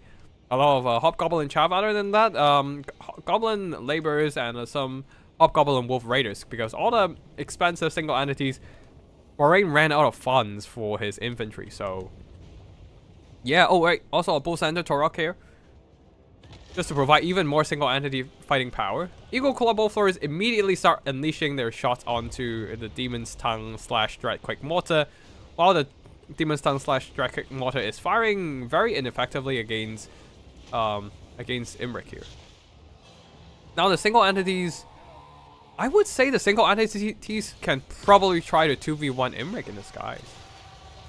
But yeah, either way, the Dreadquake Mortar is taking a ton of damage from the Eagle Club Bolt Throwers being picked apart, and then Imric jumping in as well. Now the Sorcerer Prophet of Hashut is trying to challenge Imric in melee combat. Bull Center Torok as well, flooding in, but yeah, the Demon's Tongue is in pretty big trouble. Demon's Tongue / Dreadquake Mortar. A lot of single entities engaging now. And seems like the Chaos Dwarf doing some good damage to the Laren Reavers, but the real important units aren't taking that much damage. Flames of Asgore going in, but only catching some not too important units here. Yeah, not a lot of damage, and you can see, very disappointing. Probably should have dumped it right on top of this blob fight, so that it covers more of the enemy units. Because Bahrain dropped it behind the blob, so there's not a lot of enemy units standing around there. Yeah. A missed opportunity, and also the Fireborn doesn't really care about the fire damage, so that was not great. Bull Center Torok here duking out against the Fireborn, and the single entities actually did some good damage against the Fireborn and War Lions. So it's quite even so far. White Lions though absolutely trashing those those goblin labors. So they have been dealt with. They are not gonna compete in the capture point fight. While at the same time, the train is moving. The Demon's Tongue is rolling through the backline, terrorizing those War Lions. What the Chaos Dwarf needs to do is really to shut down the Eagle Club Bolt Throwers, preventing them from taking more health away from the Demon's Tongue, and also get some Reforged heals onto the Demon's Tongue. But I assume he already did that. So it's probably on cooldown right now. Bull Centaur Torah continues to fight with his anti-launch AP. These Hobgoblin Wolf Raiders really excuse me really needs to jump over and start tying down the Eagle Club Bolt Throwers. Because right now the Eagle Club Bolt Throwers are just free to just keep shooting at the Dreadquake Mortar and doing some really steady damage. The archers aren't that much of a problem. The problem are these Eagle Club Bolt Throwers. And these Hobgoblin Wolf Raiders continue to stand around, and that might be a lethal mistake for the Chaos Dwarfs. Unfortunately, the Demon's Tongue got lit on fire by the Fireborn, and the Reforged healing was halved, and it's not getting as much healing back. Now, Balance of Fire is slightly in favor of the High Elf simply because how low the Demon's Tongue is getting, and also the Demon Smith Sorcerer. They are still terror routing a bunch of enemy troops and other Flames of Asgore. Perhaps this one will be better, but seems like the High Elves are trying to run away. Nope, they are not running away in time, as they're being blown up alongside with some Goblin Laborers. Now Imrik is getting a regrowth heal, getting lit on fire though by the Great Tauros, so not getting as much heal as they're supposed to get. More Hobgoblin Wolf Raiders are flooding into the backline, shutting down the Eagle Club Bolt Thrower, but that is way too late. Imrik has finished off the Dreadquake Mortar. So it is down to the single entities, the single entity characters for the Chaos Dwarf to carry the game, but there's still a very healthy Imrik here and a bunch of High Elf troops ready to run, just tar pit them. So this is not gonna be an easy task. It is a very tough uphill battle indeed, and the Chaos Dwarf simply do not have the resources to support their characters. It's a hard matchup anyway for the Chaos Dwarfs. Indeed it is. The Chaos Dwarf will struggle against the enemy Bolt Throwers. And yeah, we can probably fast forward here as Imrik hunts down the rest of the single entities and basically concludes today's battles. And yeah, that should be it. Yeah. GG to everyone who has played in the tournament, and I hope everyone, whether you played in it or watched the replays or the live stream, yeah, would enjoy all this multiplayer action. Apologies for not casting in my best shape here. Again, I caught a cold over the weekend and I'm still not 100% right now. I'm probably just gonna get an early sleep tonight. But yeah, hopefully you all enjoy what you've seen tonight, and let's wrap it up with the army performances in the end. And we'll call it a day. Imrik did some insane damage here, no doubt cutting through the Demon's Tongue, and of course just killing all these single entities himself, doing a ton of heavy lifting, and the rest of the army not so much, mostly just fighting enemy chaff and absorbing damage, acting as meat shields for Imrik. The Fireborn did some okay damage, same goes for the War Lions, but yeah. Eagle Club Bolt Throwers did some solid work against the Demon's Tongue. Demon's Tongue gets some solid, decent value, but still, because of how expensive it is with the Dreadquake Mortar, it is still far from actually earning back their own worth. The single entities here, the Sorcerer Prophet carried, with a lot of breath attack, the Flames of Asgore, and just melee attacks in general. It is pretty much a typical Chaos Dwarf battle. You see the single entities carrying the game with the Great Tauruses. But the rest of the army, not so much. If the Hobgoblin Wolf Raiders were more proactive in shutting down the Eagle Club Bolt Throwers, maybe the Chaos Dwarf stands a better chance. But from this battle, unfortunately, the Eagle Club Bolt Throwers were left to shoot at the Demon's Tongue / Dreadquake Mortar a little bit too long. So yeah, the artillery got neutralized, and unable to regain their value as well. But yeah, that's it for today's battle. I hope you all enjoy all this. Oh, I didn't realize the map was narrow, so I didn't get the Wolf Raiders to the back line. They do nothing if they have to fight High Elf Cav head on. That's fair. It's a hard matchup anyways, for sure. Usually the issue is Kite. Imric dies to Blunderbuss build, but Metalcaster and Shadow Warriors is genuinely hard to deal with. Yeah, Plague of Rust and Shadow Warriors is a very lethal combo, but I think that's still... I think this build does stand a pretty good chance. Just unfortunate, I need to remove... Basically, I need to remove the Black Ark map from the randomized map pool of Conquest Mode. Because it's definitely not suited to go for a head-on engagement in your usual land battle format. Anyways, I think that's it for me tonight. I hope you all have a good day. Hope you all enjoyed the stream as well. And yeah, I'll see you all in the next one.